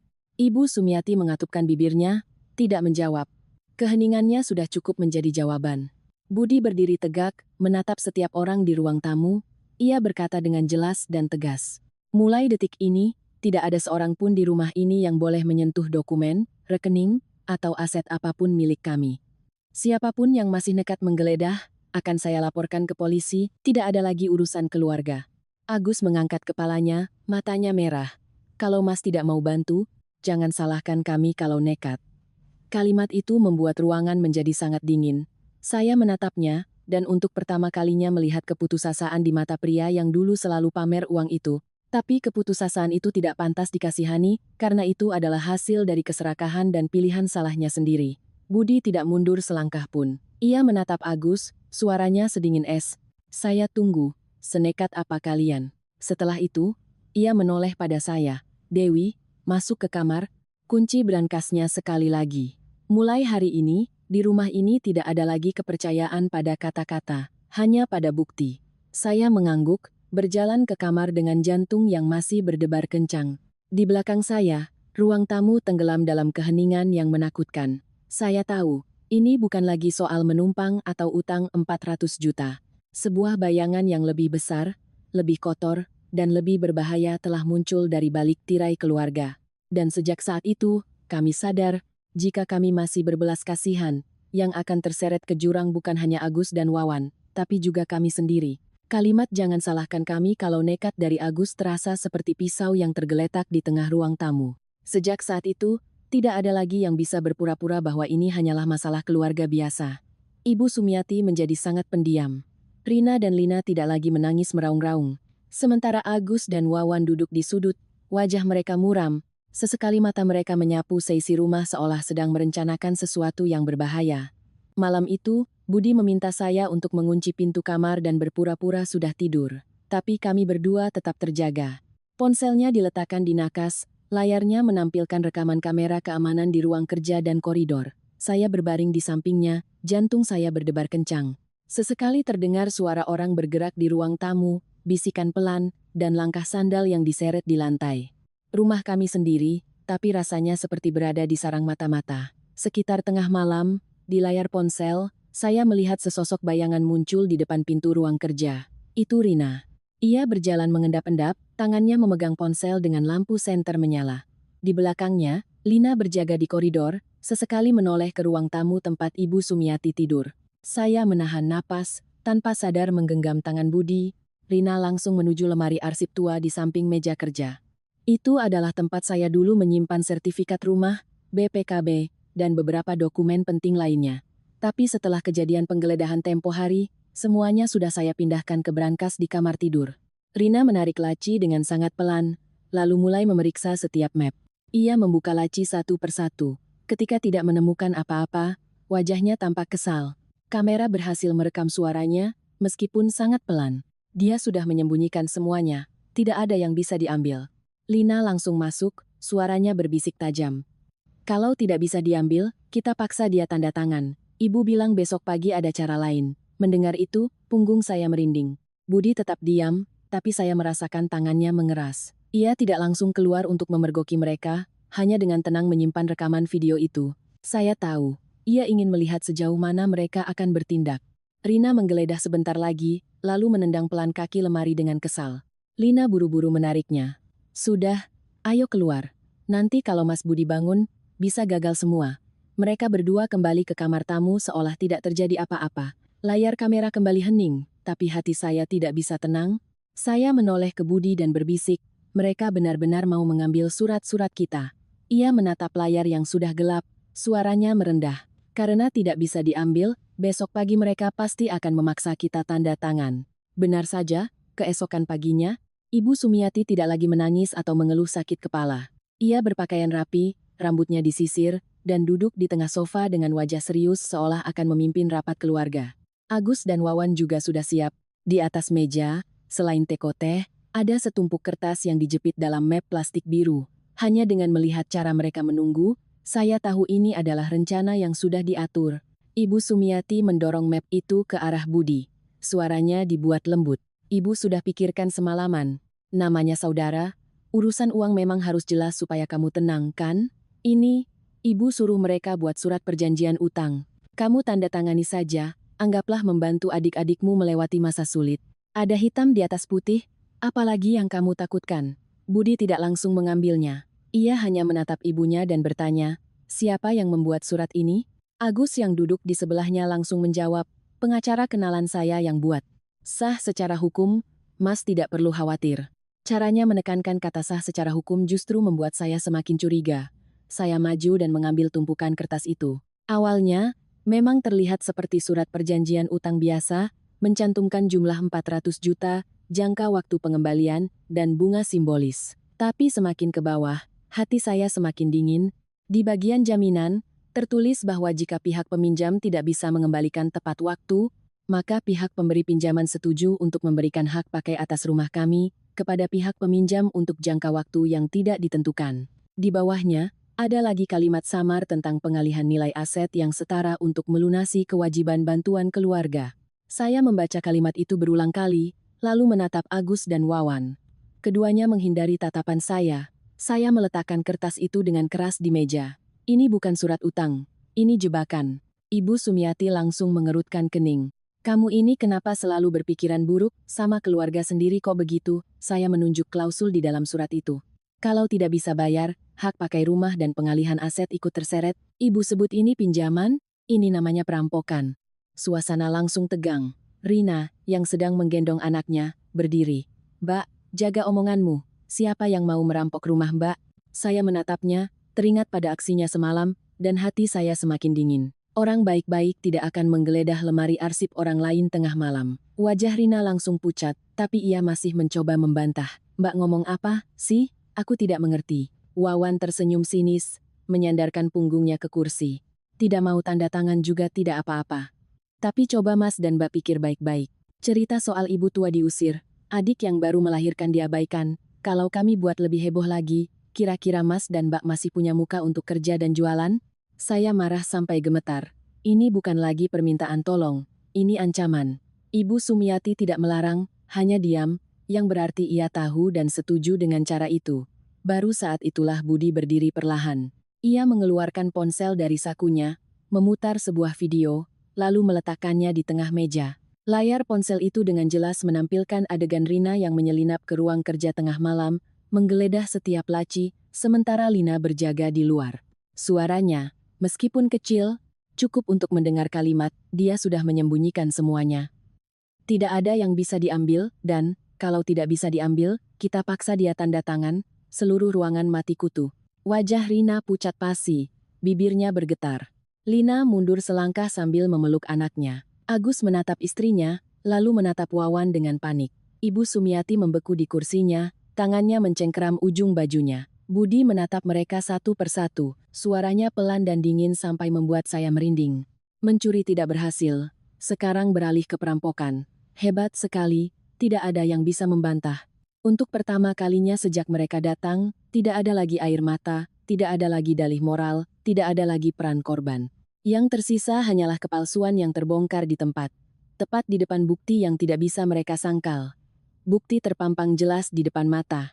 Ruang tamu terasa seolah kehabisan oksigen. Beberapa menit yang lalu, mereka masih duduk dengan percaya diri, mengira dengan selembar surat utang, beberapa tangisan, dan ancaman, kami akan luluh. Tapi video itu seperti tamparan keras bagi topeng moralitas palsu mereka. Tidak ada lagi yang bisa berkata ini hanya salah paham. Ibu Sumiati yang pertama kali bereaksi.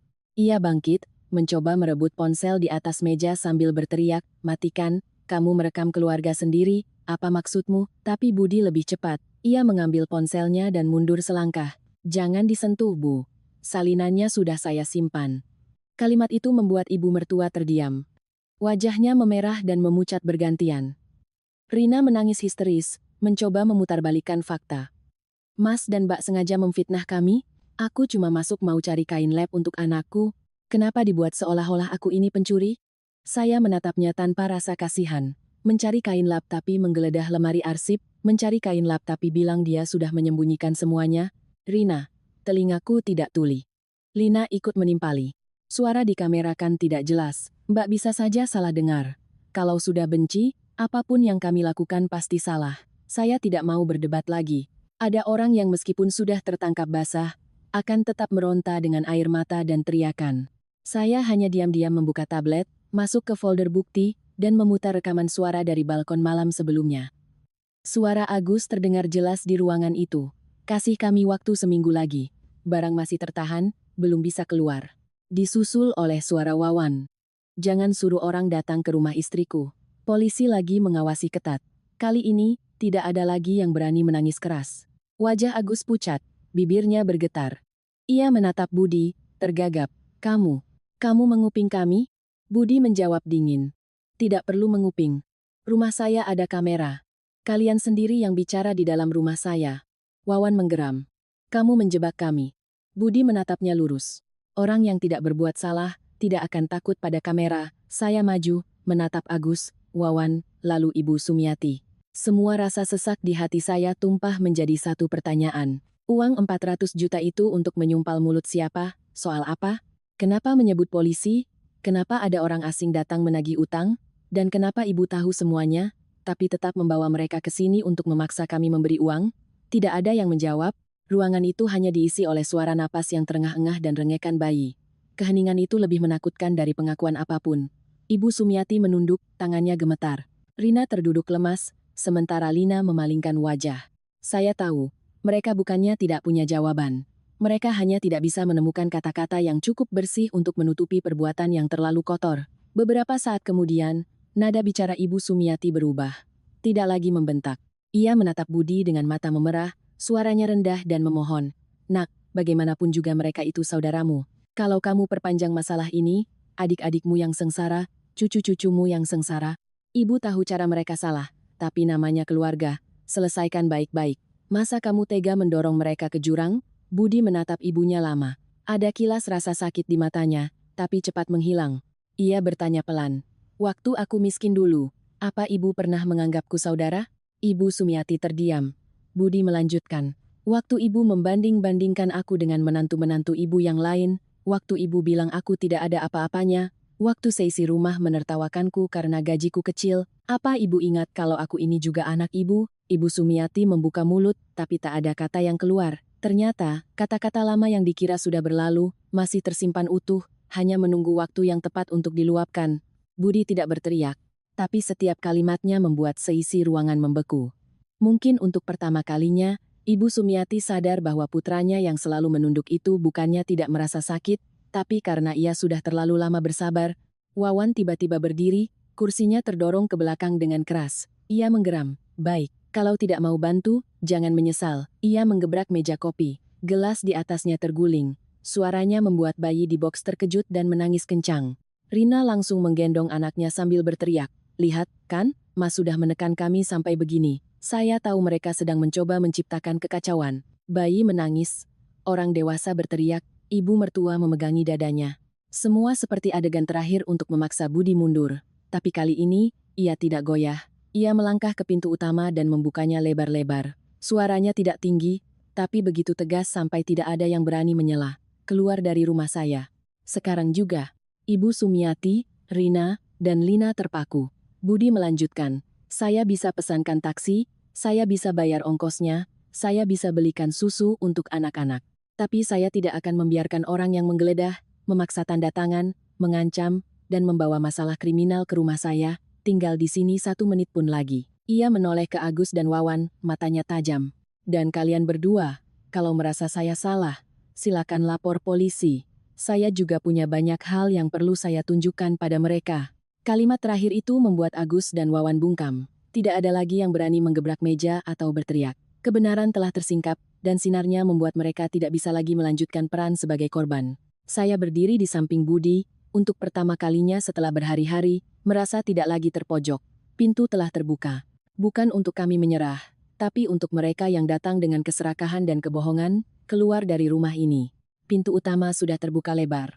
Agus dan Wawan masih berdiri mematung di tengah ruang tamu, wajah mereka marah tapi tidak berani melangkah. Budi baru saja berkata, kalau merasa saya salah, silakan lapor polisi. Saya pikir mereka akan terus berteriak untuk menjaga harga diri, tapi tidak. Mereka saling berpandangan cepat, tatapan mereka tidak lagi garang, melainkan penuh kepanikan.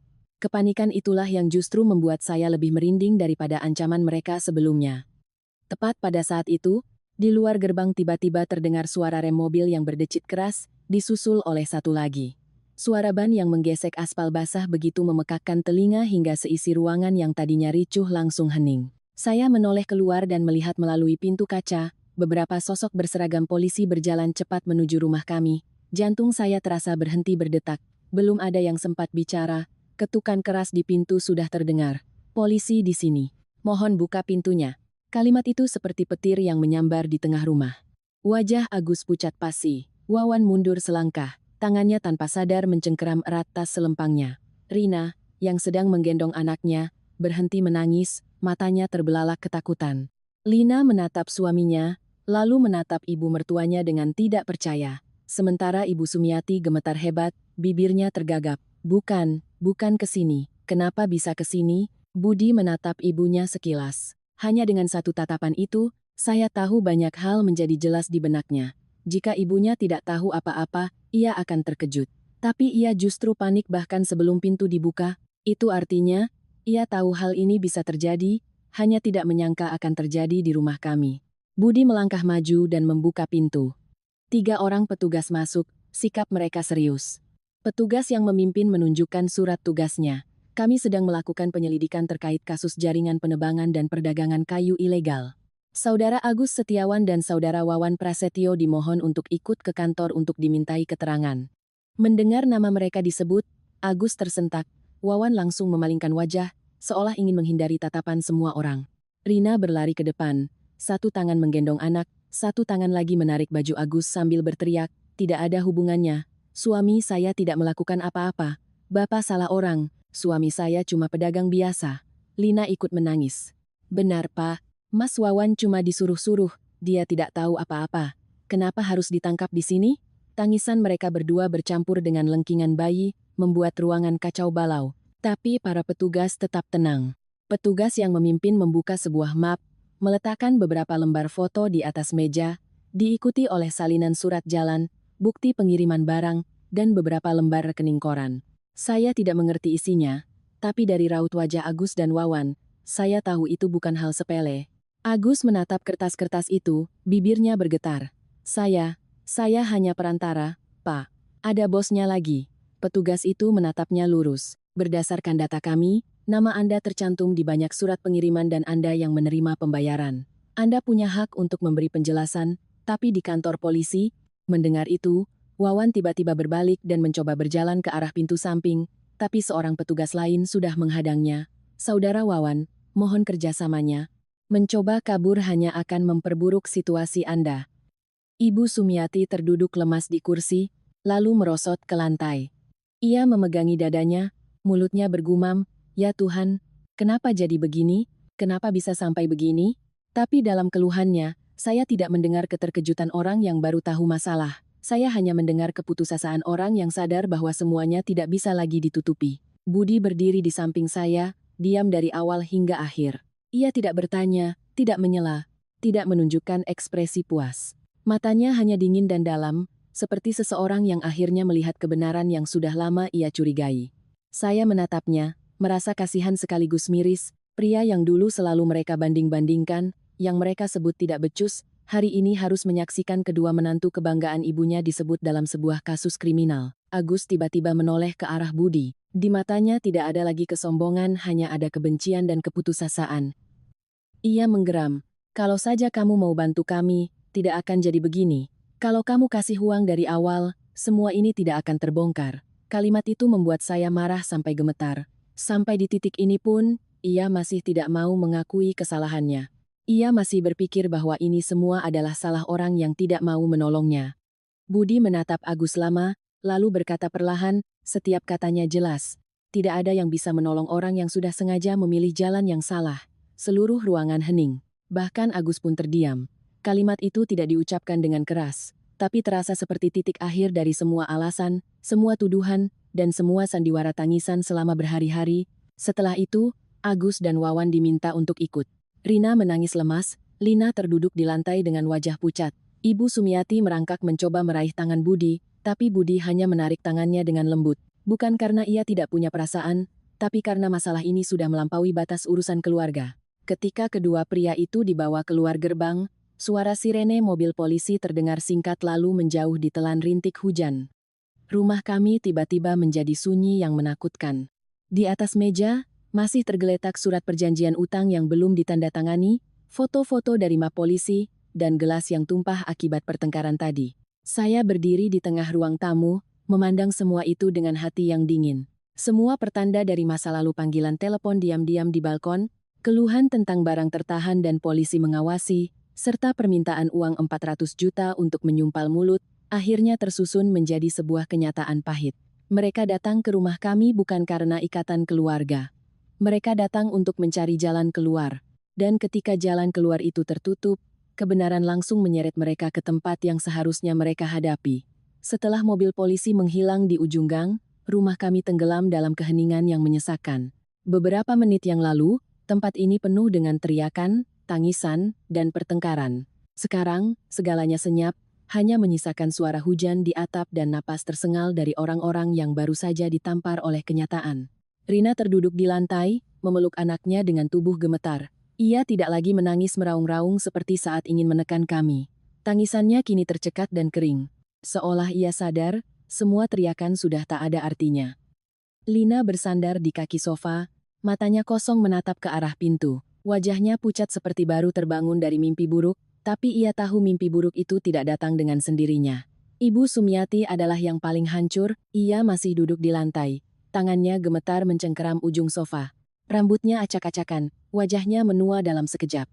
Ibu mertua yang dulu menunjuk-nunjuk saya, yang menggunakan keluarga besar untuk menekan kami, yang duduk di rumah ini seolah dialah sang hakim, kini hanyalah seorang wanita tua yang panik saat topeng moralitasnya hancur di depan mata putranya sendiri. Beberapa saat kemudian, Ia mengangkat wajahnya menatap Budi. Suaranya serak, tidak ada lagi nada tajam. Nak, tolong adik-adikmu. Bagaimanapun, mereka itu suami dari adik-adikmu. Kalau mereka sampai kenapa-kenapa, bagaimana nasib cucu-cucuku nanti? Budi berdiri di dekat pintu, tangannya masih di atas meja. Ia menatap ibunya lama. Di matanya tidak ada lagi kemarahan, hanya ada kekecewaan yang dingin dan dalam. Ia bertanya pelan, "Ibu sudah tahu apa yang mereka lakukan dari awal, kan?" Ibu Sumiati langsung menunduk. Tidak ada sanggahan, tidak ada kalimat ibu tidak tahu. Hanya keheningan yang berat seperti sebuah pengakuan. Keheningan itulah yang membuat hati saya mencelos. Ternyata, ia tidak sedang ditipu oleh menantu-menantunya. Ia tahu mereka dalam masalah, tahu uang 400 juta itu bukan untuk modal yang benar, tapi ia tetap membawa mereka semua ke sini, menggunakan 2 bayi yang baru lahir untuk memaksa kami memberi uang. Saya maju selangkah, suara saya pelan tapi tegas. Ibu membawa semua orang ke sini bukan untuk dirawat setelah melahirkan, kan? Ibu membawa Rina, Lina, dan kedua bayi mereka ke sini untuk membuat kami luluh dan mengeluarkan uang untuk menyelamatkan Mas Agus dan Mas Wawan, kan? Ibu Sumiati tetap menunduk, bahunya sedikit bergetar, tapi ia tidak membantah. Keheningannya kali ini lebih menyakitkan dari pengakuan manapun. Saya pernah berpikir ia hanya pilih kasih dan suka mengatur. Tapi di titik ini saya sadar, ia bisa begitu tega menjadikan anak dan cucunya sendiri sebagai tameng untuk kesalahan orang lain. Rina tiba-tiba berdiri, matanya merah menatap saya. Kalau saja Mbak kasih uang dari awal, tidak akan jadi begini. Mbak tahu kami sedang susah, tapi Mbak diam saja. Sekarang suami saya dibawa polisi, Mbak puas? Saya menatapnya lurus. Dulu, mungkin kalimat itu akan menyakiti saya. Tapi sekarang, hati saya hanya terasa dingin. Saya menjawab, kalau tidak melanggar hukum, tidak akan ada yang menangkap. Saya tidak memberi uang untuk menutupi kesalahan, bukan berarti saya yang mencelakakan. Yang mencelakakan suamimu adalah perbuatannya sendiri. Lina menangis. Mbak enak bicara. Mbak punya suami, punya rumah, punya uang. Mbak tidak mengerti posisi kami sekarang. Saya menatapnya dengan tenang. Saya mengerti posisi seorang ibu dengan anak kecil itu berat. Tapi berat bukan alasan untuk menjebak orang lain, apalagi membawa masalah kriminal ke rumah orang. Ruangan kembali hening. Kata-kata itu seolah mematahkan sisa-sisa argumen mereka. Ibu Sumiati tiba-tiba menangis sambil menutupi wajahnya. Tapi tangisannya kali ini tidak lagi membuat saya luluh. Saya tidak tahu ia menangis karena kasihan pada anak-anaknya, karena takut, atau karena sadar telah kehilangan kendali. Mungkin ketiganya, hanya saja, ketika seseorang sudah terlalu sering menggunakan air mata untuk memanipulasi, saat ia benar-benar menangis tulus pun, orang lain sudah tidak punya lagi kepercayaan. Budi melangkah ke depan ibunya. Ibu boleh sayang pada anak-anak perempuan ibu, aku tidak menyalahkan. Tapi ibu tidak boleh mengorbankan kami untuk mereka. Ibu tahu ada masalah, tapi ibu tetap membiarkan mereka masuk ke rumahku, menggeledah surat-suratku, memaksaku tanda tangan, dan menjelek-jelekanku di depan keluarga besar. Apa ibu pernah berpikir, kalau aku luluh dan tanda tangan, apa yang akan terjadi pada rumah ini? Ibu Sumiati terisak. Ibu hanya ingin menolong mereka. Ibu tidak pikir akan jadi separah ini. Budi tersenyum sedih. Tidak, Bu. Ibu tahu ini parah. Hanya saja, ibu pikir mengorbankan kami lebih mudah daripada membiarkan kedua menantu ibu menanggung akibatnya. Kalimat itu membuat Ibu Sumiati, Rina, dan Lina terdiam. Saya merasa seperti seutas tali yang tegang berhari-hari akhirnya putus.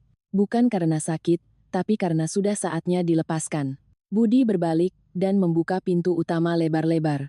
Angin dingin dari luar masuk, membawa hawa lembab dan bau tanah. Ia menatap ibu dan kedua adiknya, suaranya jelas, tidak bergetar. Mulai hari ini, rumah ini tidak ada tempat untuk kepalsuan. Ibu dan kalian berdua, silakan berkemas, aku akan pesankan taksi. Apapun kebutuhan anak-anak, aku akan bantu sebisaku dengan bukti yang jelas. Tapi tidak ada lagi yang boleh tinggal di sini. Ibu Sumiati mengangkat wajahnya. Budi, kamu benar-benar mengusir ibumu? Ia diam sejenak, lalu menjawab, tidak. Aku sedang mengeluarkan ibu dari tempat yang sudah ibu jadikan medan perang. Dan aku sedang melindungi keluarga kecilku, tidak ada lagi yang bisa berkata-kata. Pintu terbuka lebar, tapi kali ini bukan karena amarah. Itu adalah sebuah batas yang ditarik setelah terlalu banyak luka. Kemarahan saya berubah menjadi dingin. Dari dingin, saya sadar bahwa inilah saatnya untuk memutus hubungan. Karena ada orang-orang yang jika kita terus berbaik hati, mereka akan terus menyebut penderitaan kita sebagai kewajiban. Ibu Sumiati akhirnya berdiri. Kali ini, ia tidak lagi menangis, tidak lagi memegangi dadanya, atau menelepon kerabat untuk mengadu. Ia hanya berjalan pelan ke kamar tamu, menarik kopernya, dan dengan tangan gemetar memasukkan pakaiannya satu persatu. Rina dan Lina juga tidak lagi bersikap garang. Mereka duduk di tepi tempat tidur sambil memeluk anak-anak mereka. Wajah mereka pucat karena ketakutan, bukan lagi karena merasa benar. Saya berdiri di ambang pintu, menatap mereka tanpa rasa puas sedikit pun.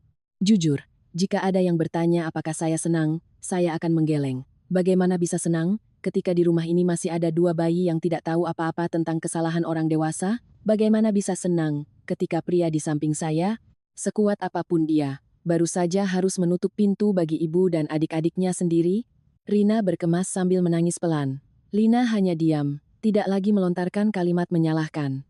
Mungkin mereka akhirnya sadar, air mata tidak bisa menyelamatkan kesalahan yang sudah terlalu jauh. Ibu Sumiati berjalan dengan lambat, punggungnya seolah membungkuk. Orang yang dulu masuk ke rumah ini dengan angkuh, kini pergi dengan sebuah koper dan wajah yang kehilangan semua kebanggaannya. Ketika taksi online tiba di depan gerbang, Budi berdiri di ruang tamu tanpa mendesak. Ia hanya meletakkan sebuah tas kecil di atas meja, berisi beberapa kotak susu formula, popok, dan perlengkapan bayi lainnya. Ia berkata pada Rina dan Lina, "Ini untuk anak-anak. Kalau nanti mereka butuh periksa ke dokter atau beli susu, kirim saja kwitansinya. Aku akan bantu semampuku, tapi urusan orang dewasa, aku tidak akan ikut menanggungnya lagi."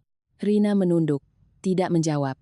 Lina mengatupkan bibirnya, air matanya kembali jatuh, tapi kali ini dalam diam. Saat akan melangkah keluar, Ibu Sumiati tiba-tiba berhenti. Ia menoleh ke arah Budi, matanya sayu. Lama sekali, sebelum akhirnya ia berbisik, "Ibu salah." Budi berdiri diam. Ia tidak menjawab, tidak juga melangkah untuk membantunya seperti biasa. Saya melihat rahangnya sedikit mengeras, saya tahu, hatinya pasti tidak tenang. Sebuah permintaan maaf yang terlambat terkadang tidak cukup untuk menghapus luka bertahun-tahun, apalagi untuk menyembuhkan keretakan yang baru saja terjadi. Tapi, setidaknya, itu adalah pertama kalinya Ibu Sumiati mengakui kesalahannya. Mobil melaju meninggalkan gerbang. Saya berdiri di samping Budi, memandanginya sampai hilang di tikungan. Pintu rumah tertutup dengan pelan. Tapi bagi saya, itu seperti titik akhir dari hari-hari yang terasa sangat panjang. Rumah kami tiba-tiba terasa luas dan sunyi. Tidak ada lagi pertengkaran, tidak ada lagi dering telepon yang menyudutkan, tidak ada lagi tatapan menghakimi dan nasihat-nasihat moral yang membebani. Tapi kesunyian itu tidak langsung membuat saya bahagia. Saya berjalan berkeliling ruang tamu, memunguti sisa-sisa kain bedong, mengelap tumpahan air di meja, dan merapikan kembali barang-barang yang berantakan. Setiap gerakan terasa seperti sedang memulihkan ketenangan yang telah hilang. Budi diam-diam membantu saya, menggeser kursi dan menegakkan kembali pot tanaman. Kami membersihkan rumah dalam diam. Tapi keheningan itu tidak lagi menyesakan. Ia terasa seperti napas lega setelah badai. Beberapa hari kemudian, berita tentang jaringan kayu ilegal menyebar. Banyak orang ditetapkan sebagai tersangka, termasuk Agus dan Wawan sebagai pihak yang terlibat langsung. Saya tidak mengikuti beritanya terlalu detail. Ada kebenaran yang setelah terungkap, tidak perlu lagi digali lebih dalam. Yang lebih saya perhatikan adalah, sejak hari itu, tidak ada lagi telepon dari kerabat yang menyalahkan kami. Grup WhatsApp keluarga yang tadinya ramai tiba-tiba hening. Suatu sore, Bibi yang pernah memarahi saya menelepon lagi. Suaranya jauh lebih pelan. "Dewi, ternyata mereka memang salah. Yah, kemarin Tante hanya mendengar dari satu pihak, maaf kalau bicara terlalu keras, jangan dimasukkan ke hati." Saya menatap ke halaman depan, melihat sinar matahari sore jatuh di atas pot-pot tanaman yang baru saja saya siram. Saya hanya menjawab, "Iya, Tante, tidak apa-apa." Kebenaran itu memang selalu ada harganya. Setelah itu, saya menutup telepon. Saya tidak ingin menang kalah lagi. Karena pada akhirnya, yang paling lelah adalah mereka yang terus-menerus harus membuktikan bahwa dirinya tidak salah. Malam itu, Budi duduk di meja makan, memandangi rumah kami yang sudah kembali rapi. Ia menghela napas panjang. Untuk pertama kalinya setelah berhari-hari, saya melihat bahunya rileks. Ia berbisik. Akhirnya, selesai juga. Saya duduk di sampingnya, menggenggam tangannya yang kasar karena kerja keras bertahun-tahun. Saya tahu, kata selesai baginya bukanlah kemenangan, melainkan kelegaan karena akhirnya berhasil melindungi rumah tangganya. Saya berkata pelan, "Kita tidak menang, Mas. Kita hanya tidak kalah dari diri kita sendiri." Budi menoleh, menatap saya dengan lembut. Ia tidak berkata apa-apa lagi, hanya menggenggam tangan saya lebih erat. Setelah kejadian itu, rumah kami tetap sama. Sofa yang sama, dapur yang sama, ruang kerja yang sama. Tapi di dalam hati kami, segalanya telah berubah. Kami belajar bahwa ikatan keluarga itu berharga, tapi tidak bisa digunakan untuk menutupi keserakahan. Darah daging tidak bisa dijadikan alasan untuk memaksa orang lain mengorbankan hidupnya. Ada orang-orang yang satu darah dengan kita, tapi belum tentu tahu cara menyayangi dengan benar. Dan terkadang, untuk menjaga kedamaian keluarga kecil kita harus belajar menutup pintu dari hal-hal yang menyakiti. Bukan karena kehabisan cinta, tapi karena setelah melewati begitu banyak badai, setiap orang berhak memiliki tempat di mana mereka bisa hidup dengan baik, dihargai, dan disebut sebagai rumah.